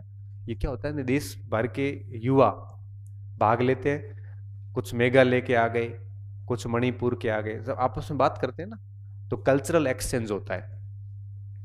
अब दूसरे क्षेत्र के लोगों से मिलते हैं तो उनके विचार लेते हैं और हमारे विचार उनके पास जाते हैं, इसे हम आदान प्रदान कहते हैं। तो ये एक सामान्य प्रोसेस थी। अमृत महोत्सव, ये अनाथारे आते ना अखबार में, राज सखी मेला वगैरह, तो ये वही है। 21 जनवरी से 10 अप्रैल तक ये चलेगा, अमृत महोत्सव चलेगा। और मंजू बागमार ने इसका उद्घाटन किया, साथ में राज सखी मेला। उद्देश्य एक ही है, सखी वगैरह नाम आवे तो समझ जाओ कि महिला सशक्तिकरण की बात कर रहा है। तो ये यहाँ पे महिला सशक्तिकरण उद्यमशीलता को बढ़ावा देना था। Beti Bachao brand ambassador doctor Sudhira के सहयोग से कन्या महाविद्यालय में एक बेटियों की लाइब्रेरी भी बनाई गई है। एक है फेंके नहीं हमें दे। जनरली क्या होता है कि कुछ गलत तरीकों से किसी की संतान हो जाती है पेट में, तो फिर वो क्या करते हैं कि समाज के उस भय से बचने के लिए अपने बच्चे को कई बार झाड़ियों में डाल देती है, कई बार नाले में डाल देती है। तो इसमें ये अभियान चलाया कि फेंको मत, इन बच्चों को आप हमें दे दो। और ऐसा नहीं है, ये आपको देखना हर सप्ताह एक केस ऐसा मिलेगा, वार्ड में भी मिल जाएगा। पता नहीं इनको अंदर से दया भी नहीं आती और बच्चे को नाली में फेंक देते हैं या झाड़ियों में फेंक देते हैं। कई की झाड़ियों में फेंके तो जिंदा रहे वो, मार देते हैं, जानवर पहुंच गया तो मार देगा, लेकिन कई बार अगर उसकी मौत लिखी हुई नहीं है तो वो बच जाता है, फिर हॉस्पिटल में लाया जाता है। तो इन्होंने ये कहा है कि बाल कल्याण समिति ने कि नवजात शिशुओं की सुरक्षा के लिए बीकानेर में इन्होंने ये अभियान शुरू किया, और नवजातों को असुरक्षित स्थानों पर फेंकने की बजाय इनको पालना गृह या सरकारी आश्रयों को सौंपने की जागरूकता। अब इसका प्रश्न कैसे आता है, नॉर्मल आता है कि ये किससे से संबंधित है। ठीक है, पुरस्कार ध्यान रखिए, हण के पद्म पुरस्कार बहुत इंपॉर्टेंट है। राजस्थान पद्म पुरस्कार हमेशा 26 जनवरी के पहले दिन इनकी घोषणा की जाती है, और इस बार राजस्थान के 3 लोगों को पद्म श्री दिया है। देखो, सबसे ऊपर होता है पद्म विभूषण, फिर पद्म भूषण, और सबसे लास्ट में नीचे पद्म श्री। भारत रत्न से नीचे होते हैं, लेकिन पद्म पुरस्कार में ये क्रम होता है। राजस्थान के इस बार 3 लोगों को पद्म श्री दिया गया। पीयूष पांडे को पद्म भूषण मिला है। इनका जन्म राजस्थान का, लेकिन एंट्री महाराष्ट्र से है, तो हम राजस्थान में काउंट इसको नहीं करेंगे। अब देखो राजस्थान के 3 लोग कौन है। पहला नंबर है गफरुद्दीन मेवाती जोगी। ये पांडुन का कड़ा, जैसे महाभारत है ना, महाभारत को मेव भाषा में भी लिखा गया है। सदाउद्दीन ने लिखा था। सदाउद्दीन ने मेव भाषा में महाभारत को लिखा, जिसको हम कहते हैं पांडुन का कड़ा। इसमें 2500 श्लोक है लगभग, और ये सारे दोहे इस आदमी को मुख्य जुबान याद है। किसको? गफरुद्दीन मेवाती को। और इस वजह से इसको ये एकमात्र जीवित व्यक्ति बचा जिसको सारे दोहे याद है। इस कारण इनको कौन सा पुरस्कार दिया गया? क्योंकि मेव आपको पता है अलवर में है, तो ये कहां रहते हैं? वर्तमान में अलवर रहते हैं, लेकिन मूलतः ये डीग का व्यक्ति है। ठीक है, और महाभारत के ये पूरे के पूरे इनको याद है, कंठस्थ है पूरे। दूसरा नाम है तगाराम भील, अलगोजा वादक। अलगोजा बजाते हैं, कहां के हैं? अलगोजा के जादूगर कहे जाते हैं। 55 सालों से अलगोजा बजा रहे हैं, और लास्ट में अलगोजा बजाने का इनको फायदा ये मिला कि इनको है वो पुरस्कार दे दिया गया पद्मश्री। देखो, वाद्य यंत्र बजाने में आनंद अलग ही आता है, तो 55 साल आनंद भी लियो, लास्ट में पुरस्कार भी लियो। क्या चाहिए? पद्मश्री मिलना कोई छोटा मोटा काम थोड़ी है। स्वामी ब्रह्मदेव महाराज, ये आगे लिखियो रो, ये समाज सेवा करी हो, गंगानगर आदमी है। मैं एडिट करके आपको पीडीएफ में एडिट करके दे दूंगा। समाज सेवी है, और अच्छा समाज सेवा लिखी हुई पड़ी है, गंगानगर का है। इन्होंने दिव्यांग वगैरह के लिए कई सारी संस्थाएं खोली है, तो ये पीडीएफ में मैं एडिट कर दूंगा। ठीक है, दिव्यांगों के लिए कई सारी संस्थाएं खोली है, और स्वामी ब्रह्मदेव महाराज, तीसरा पद्मश्री इनको दिया गया। ये राजस्थान की 3 पद्मश्री है, आपको बहुत ध्यान रखना है, क्योंकि ये पुरस्कार अक्सर परीक्षा में पूछे जाते हैं। कर लोगे याद, या तो होगे मार सामो? हाँ, क्या चयन के लिए आवेदन लिए जाते हैं? पहले आवेदन के साथ में कैटेगरी भरवाई जाती है कि आप किस कैटेगरी में आवेदन करना चाहते हैं, फिर आपकी उपलब्धियां क्या है वो ली जाती है, फिर कमेटी बैठती है, कमेटी उसकी स्क्रूटनी करती है, स्क्रूटनी के बाद में योग्य लोगों को दे दिया जाता है। जनरली ये रहता है, प्रोसेस यही है। पता लारे में कोई फोन वोन कराता हुआ है तो अपन ठाए, देखो वो अपन ध्यान कौन मन लागे कौन के तीनों में कहीं फोन करायो भाई, जैसे तगाराम भील या गफरुद्दीन मेवाती जोगी, ये मुझे लगता नहीं कि इन लोगों ने फोन करवाया। ये ऐसे लोग हैं जो वास्तव में पुरस्कार के हकदार है। एक समय था, आपको पता है सैफ अली खान को पद्म विभूषण दिए थे। सलमान खान, सैफ अली खान, आमिर खान है 3 बॉलीवुड में। एक वो बढ़िया हीरोइन मरनो एक आवे कंगना राणौत, और कंगना राणौत ने दियो तो कहीं पद्म पुरस्कार। बता नहीं राष्ट्र निर्माण में इन लोगों का क्या योगदान है, मुझे आज तक समझ में नहीं आया। ऐसे खूब सारे नाम है, आप लिस्ट उठा के देखोगे ना आज से 5-7 साल पहले की, तो ऐसे ऐसे 5-7 साल नहीं, इस साल की भी देखना, हर साल आपको 5-7 नाम ऐसे मिलेंगे जिनका आज तक हमें समझ में नहीं आया कि इनका कंट्रीब्यूशन क्या है। लेकिन खैर अपन राजस्थान में है ओरिजिनल ले जाओ, क्योंकि ज्यादा है कौन। राजस्थान ऊर्जा संरक्षण पुरस्कार जयपुर के कॉन्स्टिट्यूशन क्लब में दिया गया। ठीक है, ज्यादा इसमें कुछ है नहीं इतना। ऊर्जा संरक्षण के लिए 73 लोगों को दिया है, तो एक आधो है कौन याद करने की जरूरत कौन था ना। 30 संस्थाएं हैं, 43 व्यक्ति हैं और 3 वर्षों से ये पुरस्कार दे रहे हैं। तो ठीक है, 5 कैटेगरी है टोटल इसमें। और प्रथम सरकारी श्रेणी जिला कलेक्टर को दिया जाता है, अलवर कलेक्टर को दिया गया, आरतिका शुक्ल को। ऊर्जा संरक्षण का मतलब होता है जिसने ऊर्जा क्षेत्र में बचत की हो, ऊर्जा के संरक्षण के काम किए। उद्योगों में श्री सीमेंट को दिया। बस इतना ही ध्यान रखिया, 2 कैटेगरी ध्यान रख लिया। 5वां कि ऊर्जा संरक्षण पुरस्कार में प्रशासनिक लेवल पे अलवर को मिला और उद्योग जो श्रेणी है उसमें श्री सीमेंट को यह पुरस्कार दिया गया। राज्य स्तरीय समारोह और पुलिस सम्मान गणतंत्र दिवस पे ये भी दिया गया। समारोह की कई सारी झलकियां इनमें बताई गई है। राज्यपाल श्री हरिबाबू बागड़े ने राष्ट्रीय ध्वज फहराया, परेड करी, क्योंकि आपको पता है कि 15 अगस्त को जो काम प्रधानमंत्री करता है वही काम यहाँ मुख्यमंत्री करता है।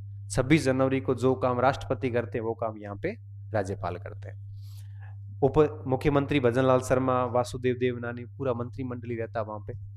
और एट होम शाम को फिर ये लोक भवन में राज्यपाल के सानिध्य में भोजन वगैरह होते हैं, घर पे आलो कार्यक्रम हुए, खानो भी जो याकर बढ़िया। पुलिस 17 पुलिसकर्मी सम्मानित हुए इस समय। राष्ट्रपति पदक मिला डीआईजी शांतनु कुमार सिंह को। राष्ट्रपति पुलिस पदक मिला आईजी सत्येंद्र सिंह को। उत्कृष्ट मेडल मिला आईजी दीपक कुमार और इनको। और राष्ट्रपति पदक गृह रक्षा में मिला घनश्याम सिंह को। पिछली बार फर्स्ट ग्रेड में पूछे थे पुरस्कार राष्ट्रपति पुलिस पुरस्कार का, तो ये मत हो जाए कि कौन पूछे, पिछली बार पुलिस पुरस्कार पूछा था फर्स्ट ग्रेड के अंदर। जो पिछला पेपर हुआ था ना पिछली साल जून जुलाई में हुआ था, उस समय ये राष्ट्रपति पुलिस पुरस्कार पूछे गए थे। अब कुछ व्यक्तित्वों के बारे में देख लेते हैं, हम ज्यादा लोड मत लो, पूरा होना जाए। 55 पेज ही है, 36-40 से हो गया है, लास्ट में 10-12 पेज रहा है। हमें ज्यादा आएगा ना, हमें खेल भी जान हो रहा है, मैन कार्यक्रम हो गया। महीने भर में इतना कष्ट तो करना पड़ेगा ना, काको करी जाए। ये कलेक्ट करना भी कितना हो जुगो में, और काम थोड़ी है। खबरें निकालना भी मुश्किल काम होता है। हर दिन अखबार पढ़ो, स्क्रीनशॉट लो, भेजो टीम नो के एक खबर पहली कर दिया। हर दिन सूजस पढ़ो, स्क्रीनशॉट लो, टीम को भेजो कि ये खबर शामिल कर लेना। मेरा सुबह उठते 1 घंटा हमेशा ये जाता है, जैसे ताकि सारी खबरें बता सकूं कि ये खबरें आपको शामिल कर लेनी। तो ये सुबह सुबह अखबार पढ़ो, सुबह नहीं पढ़ पाए दिन में पढ़ो और उसका स्क्रीनशॉट लेके टीम को, करंट वाली टीम को भेजो कि ये खबर ले लेनी, ये तो लेनी है आपको। तो मेरे को संतुष्टि रहती है कि हाँ मेरी सारी मैन खबरें आ गई। फिर इसके अलावा आपको कोई और ऐड करनी है ऐड कर दो। कुछ प्रमुख व्यक्तित्व, रामकरण यादव, इनको गांधी शांति पुरस्कार दिया गया, नोबेल शांति का। और ये सम्मान पीस फाउंडेशन द्वारा दिया जाता है, नेपाल के द्वारा हर साल दिया जा रहा है। कई सालों से ये सम्मान दिया जा रहा है। शिमला में कार्यक्रम आयोजित हुआ था। कोटपुतली के व्यक्ति है, ये अंतरराष्ट्रीय पुरस्कार है, ध्यान रखना, गांधी नोबेल शांति पुरस्कार है। नेपाल के अंदर गांधी पीस फाउंडेशन के द्वारा दिया जाता है। इस साल ये राजस्थान के निवासी हैं, कोटपुतली के रामकरण यादव को दिया।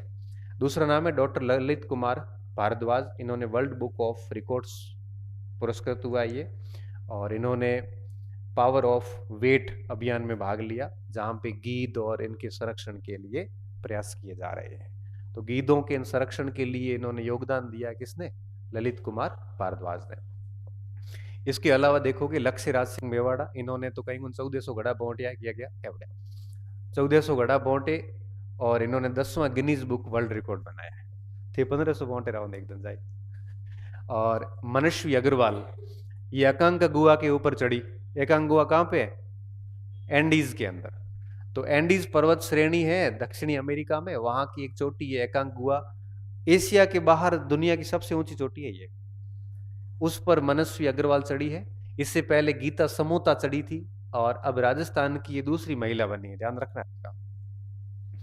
एकांगुआ एशिया के बाहर शेष 6 महाद्वीपों की सबसे ऊंची चोटी है। अंटार्कटिका की विंसेंट मैनशिप पर भी यह चढ़ के आई पहले थे, तो पढ़िए तो याद की विंसेंट मैनशिप ने धारे मनस्वी अग्रवाल चढ़े रही आई। विंसेंट मैनशिप कई जगह, कई जगह पर्यावरण पढ़ियो तुम को पढ़ियो। कुछ और घटनाएं, अमरूद महोत्सव हुआ सवाई माधोपुर के अंदर, और 19 जनवरी 2026 को हुआ अमरूद महोत्सव। लोकसभा अध्यक्ष ओम बिरला ने इसका उद्घाटन किया दशहरा मेले के अंदर। किरोड़ीलाल मीणा ने भी इस समय कई सारी घोषणाएं की है कि हम फूल उत्कृष्टता केंद्र की तर्ज पर अमरूदों के लिए भी काम करेंगे और खेती के लिए प्रोत्साहन तो ठीक है। ये बहुत इंपॉर्टेंट खबर है। बामनवास कांकर पंचायत कोटपुतली, ये एक ऐसी पंचायत है जो जैविक हो चुकी है। जैविक पंचायत का मतलब होता है उस पूरी पंचायत में किसी भी खेत में यूरिया, एनपीके या रासायनिक खाद उपयोग में नहीं लाया जाता। केवल और केवल गारा फोटा है, बीजा है, घर्रो कचरो है, सिर्फ यही यूज किया जाएगा, जैविक खाद। यह केवल राजस्थान ही नहीं बल्कि पूरे उत्तर पश्चिमी भारत की पहली पूर्ण जैविक प्रमाणित ग्राम निकाय है। इसको एनपीओपी और सीओएफईडी ने मान्यता प्रदान की है। 1500 हेक्टेयर कृषि भूमि है यहाँ पे, 6000 से अधिक यहाँ पे पशुधन है और यहाँ टोटल 7 गांव है इसके अंदर, बामनावास वगैरह वगैरह, ये बैरावास, खरिया की ढाणी, अपने व्याकरण ये ग्राम पंचायत में पहुंचा हुए बड़ा पड़ा मगने की ढाणी ने वे सामो 7 बस्तियां हैं टोटल यहाँ पे। सातों में कहीं पर भी रासायनिक खाद उपयोग में नहीं लाया जाता। ये कोशिश करेंगे कि भीलवाड़ा जिले की 300 ग्राम पंचायतों को जैविक बनाने का लक्ष्य रखा गया 2026 में। भीलवाड़ा, बीकानेर, अलवर और कोटपुतली, बहरो। ये बहुत बड़ी बात है क्योंकि आज की तारीख में खेत 2 प्रकार के बोने शुरू करिए तो ये जैविक गांव होना अब जरूरी हो गया है, अदरवाइज हालत खराब है। अब इको सेंसिटिव जोन घोषित किया गया, किसको? कुंभलगढ़। इको सेंसिटिव जोन घोषित कर देते हैं, उसके बाद में इको मतलब इकोलॉजिकल, पारिस्थितिकी, सेंसिटिव का मतलब संवेदनशील क्षेत्र। अब इस क्षेत्र में किसी भी प्रकार की खनन वगैरह, होटल वगैरह कोई एक्टिविटी नहीं होगी। माउंट आबू पहले से ही है, सीता माता पहले से ही है, रणथंबोर पहले से ही है, अब किसको घोषित किया है? कुंभलगढ़। ये ध्यान रखना बहुत महत्वपूर्ण है। केंद्रीय वन मंत्रालय करता है ये, और 0 से लेकर 1 किलोमीटर के दायरे में किसी भी प्रकार की वाणिज्यिक गतिविधि, पत्थर क्रशिंग, ईंट भट्टे वगैरह ऐसा कोई भी गतिविधि यहाँ पे नहीं होगी। इसमें कुल 243 वर्ग किलोमीटर का क्षेत्र, लगभग इसमें कितने गांव आ जाएंगे? 94 गांव आ जाएंगे। कुंभलगढ़ अभ्यारण्य 610 वर्ग किलोमीटर से अधिक क्षेत्र में फैला हुआ है। राजसमंद, पाली, उदयपुर जिलों में इसको रखा हुआ है। तो ये इको सेंसिटिव जोन किसको घोषित किया गया, इस बात को आप ध्यान में रखना। क्लास में पूरी करूंगा आज, पहले 9 बजे थे, हम मोटा ही उतारो, हाँ, क्योंकि पूरी करनी मेरे लिए जरूरी है। तो पूरी कर दी ठीक है। ये गाना हले था मन में एनर्जेटिक रहा, दिमाग राख्या कि 9 बज सके।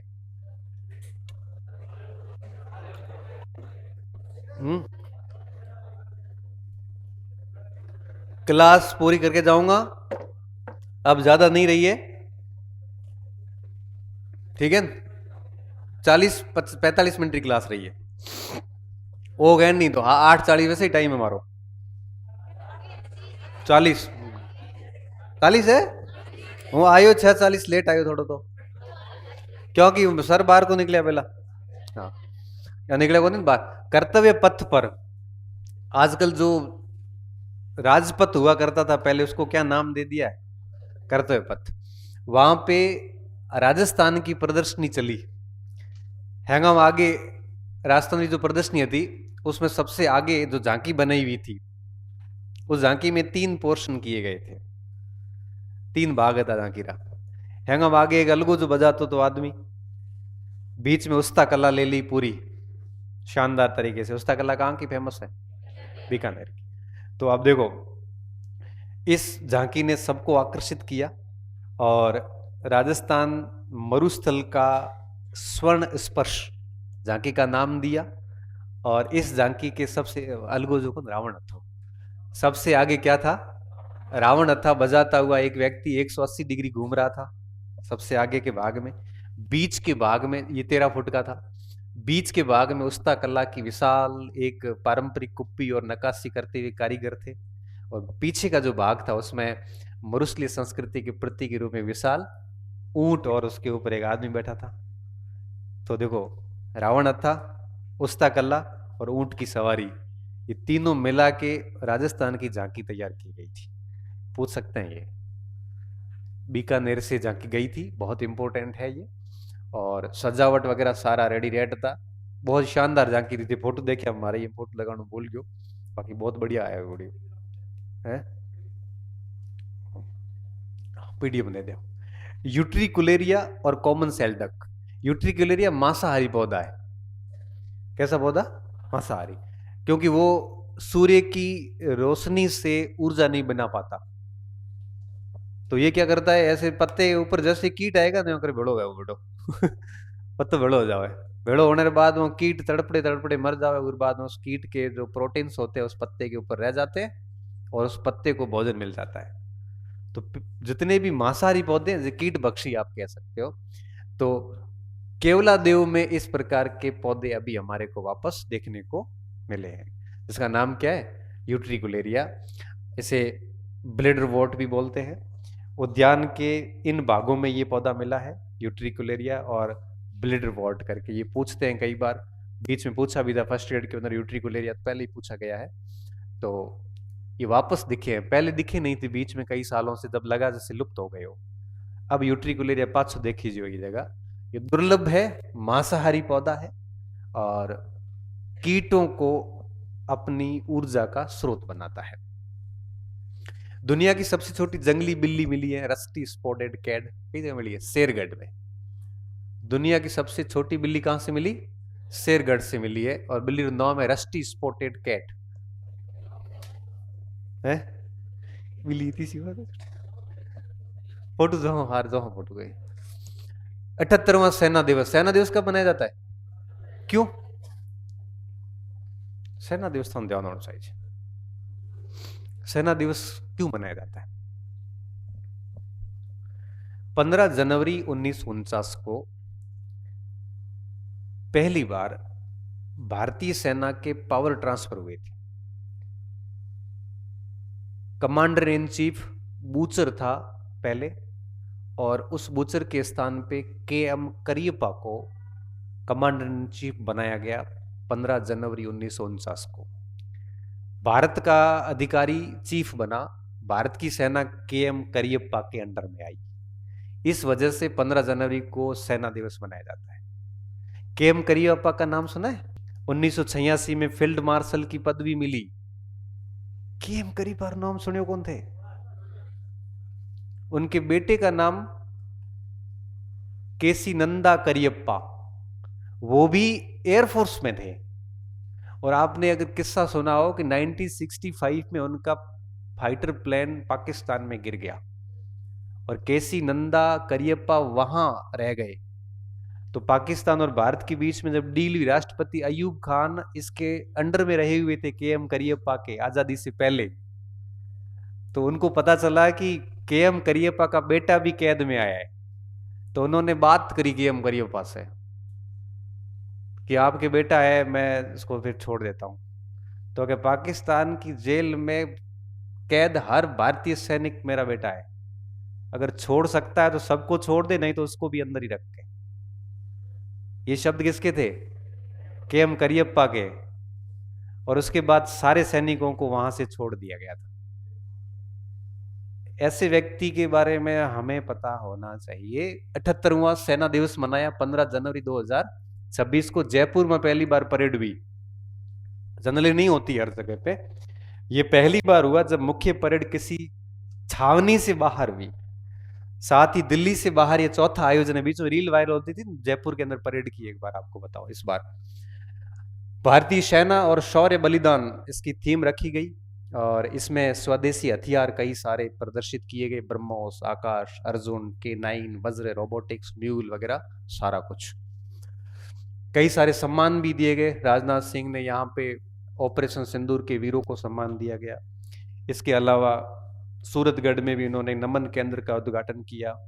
नो योर आर्मी प्रदर्शनी, मतलब आपकी सेना के बारे में जानिए की प्रदर्शनी भी लगाई गई। सेना के बारे में जानना जरूरी भी था। के.एम. करियप्पा के बारे में भी ज्यादा जानकारी कौन नहीं मिलता। इसके लिए सेना के पुरस्कार हमेशा वीरता से मिलते हैं, फोन से नहीं मिलते सेना के पुरस्कार बलिदान दे के हासिल करने पड़ते हैं, और मान लो बच गया तो जाके जिंदा मिल जाएगा, अदरवाइज बहुत कम चांसेस होते हैं। सेना के पुरस्कार हमेशा ईमानदारी से आते हैं। तो भवानी निकेतन कैंपस सिक्के रोड पर इन्होंने प्रदर्शनी का आयोजन भी किया गया। 7800 किलोमीटर की साइकिलिंग अभियान को भी इन्होंने हरी झंडी दी। R4C, आर का मतलब राजस्थान, 4C का मतलब साइबर क्राइम टाइप से। एक भारत सरकार ने I4C शुरू किया था, साइबर क्राइम कोऑर्डिनेट सेंटर। उसी की तर्ज पे राजस्थान सरकार ने क्या शुरू किया है, R4C। साइबर अपराधों से निपटने के लिए भजनलाल शर्मा ने 10 जनवरी 2026 को ये राजस्थान पुलिस एकेडमी जयपुर, जहां पे SI की, RPS की ट्रेनिंग होती है ना, वहां पे इस प्रदर्शनी का आगाज किया, जिसका उद्देश्य क्या होगा, साइबर अपराधों को समाप्त करना, कम करना, कंट्रोल करना। तो 4C में पहला C क्या है, साइबर, दूसरा C क्या है, तीसरा C और चौथा C सेंटर। इस समारोह के मुख्य बंधु क्या रहे, अमित शाह ने भाग लिया, मुख्य अतिथि थे, और मल्टीपर्पज इंडोर हॉल का भी उद्घाटन किया। 8000 से अधिक नए कांस्टेबलों को ज्वाइनिंग लेटर दिए, ये तो ठीक है। महेश्वरी अंतरराष्ट्रीय महाअधिवेशन को भी यहाँ इन्होंने सम्मानित किया, खास कुछ है नहीं। राजस्थान कृत्रिम बुद्धिमत्ता और machine learning policy 2026, AI policy लाया राजस्थान, अब लानी जरूरी भी है, आगे का दौर पूरा किसका है, AI का है। और इसमें क्या करेंगे, एक AI का नोडल अधिकारी भी बनाएंगे अब, और साथ साथ में AI सेंटर ऑफ एक्सीलेंस भी बनेगा। स्कूल, कॉलेज, ITI, ये हंगामा AI पढ़ा है हमें। और सरकारी कर्मचारी और युवाओं को भी, अब हमारे को भी AI की ट्रेनिंग दी जाएगी, कद है ढावन और ये ट्रेनिंग दे जती AI अपन आवे पड़ी है, वैसे ही फोटो वोटो थे एडिट करो कौन AI मन जाए को करो, मैं तो पढ़ाई करो कोरी। आधुनिक क्लाउड सेवाएं वगैरह ये सारी विकसित किए जाएंगे, और हर जगह पे डेटा सुरक्षा, निष्पक्षता, गोपनीयता पर भी जोर दिया जाएगा। आजकल तो बहुत ध्यान रखने की जरूरत है, AI ने बहुत गंदगी फैला रखी है, इसलिए AI नीति लाना जरूरी था। अब ये कितनी काम करेगी ये गवर्नमेंट के ऊपर है। एक नजर ऐप है, कोई किराएदार भी जरा आवे तो उनका ध्यान रखने वास्ते मकान में कोई रहना आवे ना किराएदार, पूरे पूरे उगे में डेटा रहे, नहीं तो उनकी किराएदार दीरा कमरा में रहे तो कोई स्मगलिंग शुरू कर दे, कोई बड़ो धंधो शुरू कर दे पहले, तो वहां पे उनका ध्यान रखना बहुत ज्यादा जरूरी है। तो अब कौन सा ऐप लाया गया है, नजर ऐप।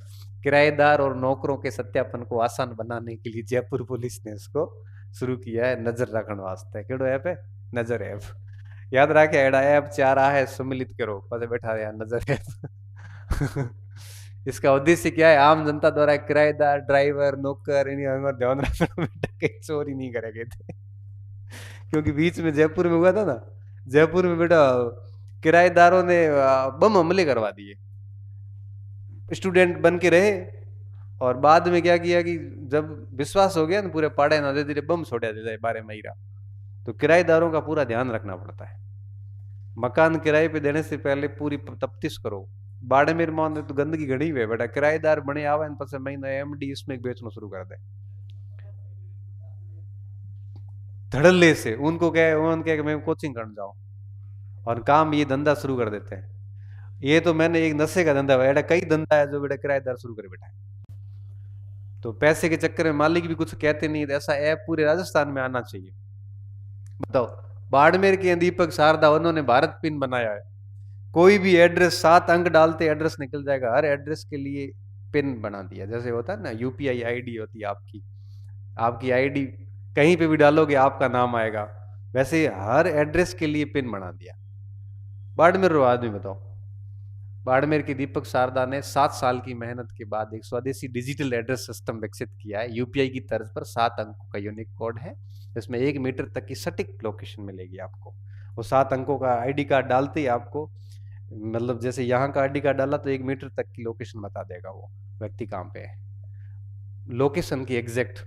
हर स्थान का ID कार्ड हो गया, जैसे हर व्यक्ति का UPI ID कार्ड है ना कि भाई आपका अपना UPI ID कार्ड होगा, वैसे हर मेन लोकेशन का ID कार्ड रहेगा। आप जिस स्थान पर खड़े हो ना, उस स्थान का सर्च करोगे तो 7 अंक आ जाएंगे, और वो 7 अंक कहीं पे भी यूज करते ही आपकी लोकेशन बता दी जाएगी। ऐसा UPI ID card, Bharat pin नाम दिया उसको। बाड़मेर नाम आगे एक और आया है तक, माई कैरियर एडवाइजर ऐप, बस मेरे भविष्य का एडवाइजर, मतलब थाना कोई सलाह बीज लेनी है कंपटीशन वगैरह की, तो मारी हम थाना जरूरत को नहीं, थाना कई एप्लीकेशन में जानो है। माई कैरियर एडवाइजर शिक्षा विभाग ने शुरू किया है, NCERT और परख जैसे साथ में मिला के 1500 से अधिक कैरियर विकल्प की जानकारी उपलब्ध है इसके ऊपर। आप किस भर्ती के लायक और कौन सी भर्ती की फॉर्म वॉर्म भर सकते हैं। कोटा हाड़ोती ट्रेवल मार्ट, कोटा की चंबल रिवर फ्रंट और आर्ट हिल ऑक्सी जोन सिटी पार्क में ये शुरू किया गया। ओम बिड़ला कोटा के ही है, आपको पता है, और राजस्थान पर्यटन विभाग ने किया है। ट्रेवल मार्ट है तो आपको पता है कि इसका उद्देश्य क्या होगा, ट्रेवलिंग। तो और इसका उद्देश्य है हाड़ोती के जितने जिले हैं, कोटा, बूंदी, झालावाड़, यहाँ पे पर्यटन की संभावनाओं को बढ़ावा देना। 16वां राष्ट्रीय मतदान दिवस, मतदाता दिवस कब मनाया जाता है? 25 जनवरी। 26 जनवरी से ठीक एक दिन पहले। और मेरा भारत मेरा वोट थीम पर 16वां दिवस मनाया गया। हरिबाबू बागड़े ने उत्कृष्ट योगदान के लिए 79 अधिकारियों को यहाँ पे सम्मानित भी किया गया। इस समय मुख्य निर्वाचन अधिकारी कौन है? नवीन महाजन। रामसर ऑर्गेनिक, ये भी बाड़मेर का है, पन्नाराम हारण। इन्होंने रामसर ऑर्गेनिक नाम से एक फार्मर प्रोड्यूसर कंपनी का एक विशेष जिक्र हुआ है। मोदी जी ने अपनी मन की बात में इस आदमी का नाम लिया है और इस कंपनी को 2023 में इन्होंने शुरू किया है। इसमें 900 से अधिक किसान जुड़े हुए हैं जो बाजरे को प्रोसेस कर उसके लड्डू तैयार करने का काम कर। बाजरे लड्डू बना हुआ है छोरा, बाजरे लड्डू है। देखो पन्नाराम तो काम ढा दियो थे मोटी एड़ा, कहीं लाडू वाडू कहीं तो करो कहीं तो करो है। पन्नाराम बाजरी लाडू बड़े फेमस हो गए, बताओ। और मोदी जी ने रेडियो में मोदी जी नाम लियो, बताओ, बहुत बड़ी बात है। प्रधानमंत्री नाम कौन ले? तो एड़ो कोई थे कहीं पढ़ाई नहीं वत गई आगे लाडू बीजा कोई एड़ा कोई गोठिया वोटिया कहीं तो बनाओ फेमस होने का तरीको है। तो ये काम हुआ है। Champion of chase training programme, आवाज नहीं, चैंपियन ऑफ चेज, एम्स और डब्ल्यू।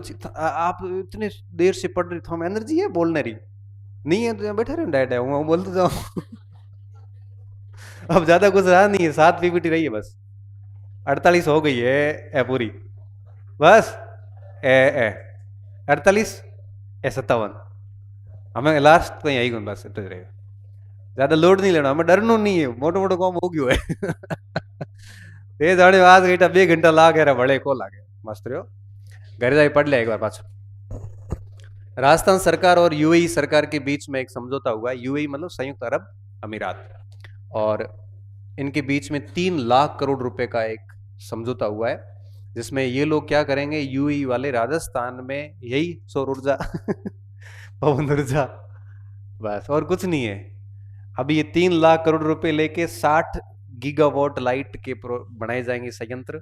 जमीन सरकार दे दे है जैसलमेर, बीकानेर, बाड़मेर री, और यूएई की कंपनियां आएगी और यहाँ ये खेजड़ियां काटेंगे फिर से। अब ये अब एग्रीमेंट अब हुआ है, अब ये सरकार ने एग्रीमेंट किया है, ये परमानेंट है। एक बार सोलर प्लांट लग गया ना वो परमानेंट है। ये अभी भले इतना बोले कि हम 20 साल के लिए ले रहे हैं, 40 साल के लिए ले रहे हैं, ये गए काम से गई जमीन पूरी। किसको? पैसे तो किसानों को मिलते ही है, किसानों की इनकम भी होती है, बट बायोडाइवर्सिटी के लिए सही नहीं। खेजड़ी क्यों काटते हो आप? खेजड़ियों को छोड़ दो, उसके आसपास भली बना दो, दिक्कत क्या है भाई? मैं कहता हूं एक खेत में कितनी खेजड़ी, उसमें कहां अटकाव आ रहा है? 3 या 4 प्लेटों का ही तो फर्क पड़ रहा है। अब डिमांड यही तो है कि खेजड़ी का एरिया छोड़ दो, उसको काटो मत, बाकी आप पूरे खेत में बना दो, क्या दिक्कत है? इतनी सी डिमांड, इतनी सी तो है, और क्या है? पर एक है कि मैं पूरे खेत में बिल्कुल फ्लैट करे हुए पूरे पूरे पट्टे लगा दा। किसान समर्थन और ग्राम उत्थान, किसान सम्मान निधि अब कितनी कर दी है? 9,000, पहले 6,000 हुआ करती थी। और फसली ऋण 50,000 करोड़ ब्याज मुक्त। गेहूं के लिए 2 वर्षों में 125 से लेकर 150 रुपए तक का बोनस और दे रहे हैं। बिजली के लिए 22 जिलों में दिन में बिजली उपलब्ध की जाएगी। पशुपालन के लिए भी अनुदान दिया है। ये सारे सरकार के बीच में एग्रीमेंट हुए हैं, यूएई सरकार की सहायता से ये काम करेंगे। यमुना जल समझौता थोड़ा ध्यान रखना, राजस्थान और हरियाणा के बीच में है, और 30 साल से यमुना के पानी का हम इंतजार कर रहे हैं। योजना ये थी कि चूरू, सीकर, झुंझुनू सहित शेखावटी के लगभग 570 मिलियन क्यूबिक मीटर इनको पानी मिलेगा। 1994 से लेकर आज तक इसके ऊपर है वो एक विरोध बना हुआ है। जिसमें राजस्थान के ताजेवाला हेड से पानी अब तय किया गया है। तो अब राजस्थान के इन जिलों में यमुना नदी का पानी आएगा, ये एक बढ़िया बात है। अब है खेल खिलाड़ी, थोड़ा खेल खिलाड़ी देख लेते हैं फिर छोड़ते हैं उसको। 69th नेशनल स्कूली बॉक्सिंग प्रतियोगिता। अभी स्कूलिंग प्रतियोगिता याद करने थोड़े होंगे, बीजुत कहीं हो मोटे नेशनल आड़त याद हो जाओ। मध्य प्रदेश में आयोजित हुआ, अंडर 14 है ये, और 3 गोल्ड सहित कुल 8 पदक जीतकर पहला स्थान राजस्थान ने हासिल किया बॉक्सिंग प्रतियोगिता में। स्वर्ण पदक यश कुमार, रजत अंश रावत, कांस्य कुशाल सिंह, याद है तो ठीक है, नहीं तो नहीं एक एक पदक पढ़ लिया, एक बार पढ़ी उड़वे तो ठीक रहे, वो परीक्षा में कदे न कदे याद आवे रो बेटो, नहीं पढ़ी उड़वे तो बिल्कुल ही को आवे। ठीक है, तो पढ़ लेना, ऐसा नहीं है कि उसको छोड़ना मत, याद भली मत हो, लेकिन अगर आप पढ़ लोगे ना तो कई बार क्या होता है, कुछ नाम फिट हो जाते हैं और एक आधे ऑप्शन डिलीट करने से उत्तर निकल जाता है। तो पढ़ने से ये है कि संभावना रहती है सही होने की, छोड़ दिया तो पूरी संभावना खत्म हो जाएगी। तो शस्त्र नहीं डालने, मेरा कहने का मतलब ये। Rajasthan state senior shooting ball championship Sikar में आयोजित हुई है, और पुरुष वर्ग में गंगानगर ने जयपुर को हराया है, और महिला ने अजमेर ने जयपुर को हराया है। सीनियर नेशनल वॉलीबॉल वाराणसी में आयोजित हुई, राजस्थान तीसरे स्थान के मैच में हरियाणा को 3-1 से हराया। राजस्थान ने तीसरे स्थान के मैच में हरियाणा को हराया, तो राजस्थान तीसरे नंबर पर रहा है।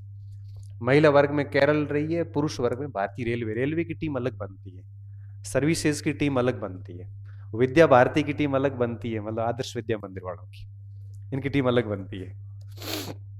व्यक्तिगत सम्मान, राजस्थान के खिलाड़ी रजनी को बेस्ट ब्लॉकर का अवार्ड दिया। ब्लॉकर की वे हम ठोके हम हाइट ले ना बोल ना रोक्या करे, ब्लॉक किया करे, खेलूड़ा कौन कर दे। राष्ट्रीय स्कूली तीरंदाजी प्रतियोगिता कहाँ पे आयोजित होती है, रांची में, और जनवरी 26 में। टीम गौरव राजस्थान की कंपाउंड ओवरऑल चैंपियन बनी। बालिका वर्ग में ये बच्चियां थी। उपलब्धियां अगर आप आर्यन पारी की ठीक उपलब्धि है, बाकी ज्यादा कुछ है नहीं। कुल पदक 8 थे जीते, 5 गोल्ड जीते हैं इन्होंने, 2 सिल्वर और 1 ब्रांज राजस्थान ने जीता है। राजमाता गायत्री देवी मेमोरियल कप जयपुर पोलो सीजन के तहत 25 जनवरी 2026 को राजस्थान पोलो क्लब में हुआ। ये राजा महाराजाओं का गेम है पोलो, आपने देखा होगा, बड़ा खतरनाक गेम है, घोड़े पे खेलते हैं, बड़ा जोरदार गेम है, किकरी खेले ठाकुन। फाइनल में जिंदल बेदला ने ऑप्टिमस अचीवर्स को हराया।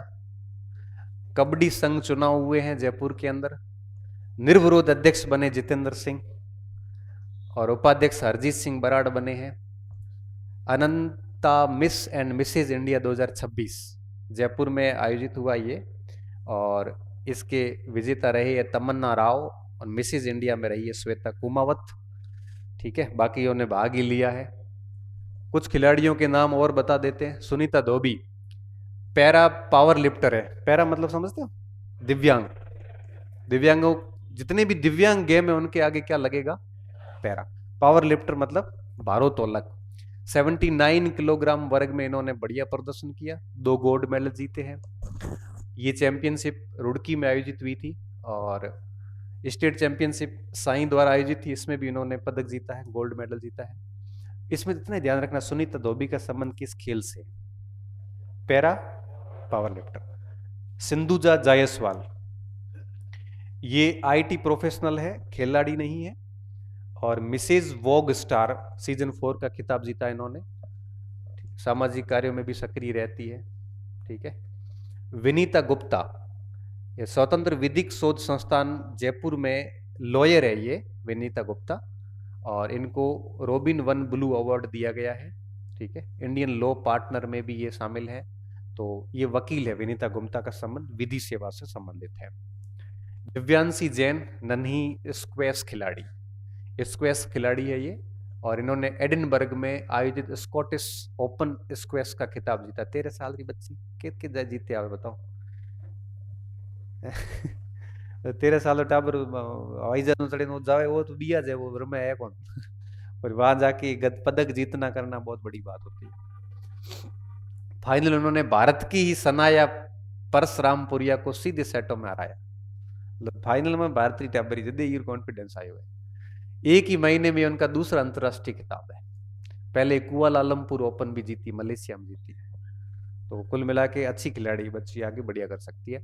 रुद्र कविया, ये शतरंज क्लब में है और इन्होंने, रुद्र ने 7 अंकों के साथ अपनी सभी बाजियां जीत ली। इन्होंने ये फाइनल मुकाबले में शिवम खेत्रपाल को पराजित किया। तो उसके बाद में है, और भी बहुत सारे लोग थे इस टूर्नामेंट में, याद रखने की जरूरत नहीं है। डॉक्टर रिची सोग्रवाल, नाम से पता चल रहा है डॉक्टर है। Women's glory award leadership in corporates में दिया गया। डॉक्टर बीजोडी में वाली डॉक्टर है, पीएचडी वाली डॉक्टर। मैं डॉक्टर लगाऊं, एक इंजेक्शन वाला डॉक्टर है। वहाँ वाला डॉक्टर है, वहाँ वाली डॉक्टर है। रितिका चौधरी, जयपुर में आयोजित नेशनल ब्यूटी पेजेंट, ओ में ग्रैंड फिनाले में झुंझुनू की रितिका चौधरी ने खिताब जीता है। छोड़ो बेटा, याद को करना पड़ेगा। अशोक कुमार शर्मा, एक बार भारतीय एमेच्योर बेसबॉल फेडरेशन का उपाध्यक्ष चुना गया, ये बेसबॉल संघ के अध्यक्ष है। और लास्ट में आकांक्षा कुमावत, जालोर जिले के आहोर के बावड़ी गांव की है और फरीदाबाद में आयोजित 34वीं राष्ट्रीय बेंच प्रेस प्रतियोगिता में इतिहास रचा। इन्होंने 2 स्वर्ण पदक जीते भाई। ठीक है, ये पीडीएफ में शेयर कर दूंगा, प्रिंट करके इसको बढ़िया पढ़ लेना। ये करंट हो गया आपका जनवरी महीने का पूरा।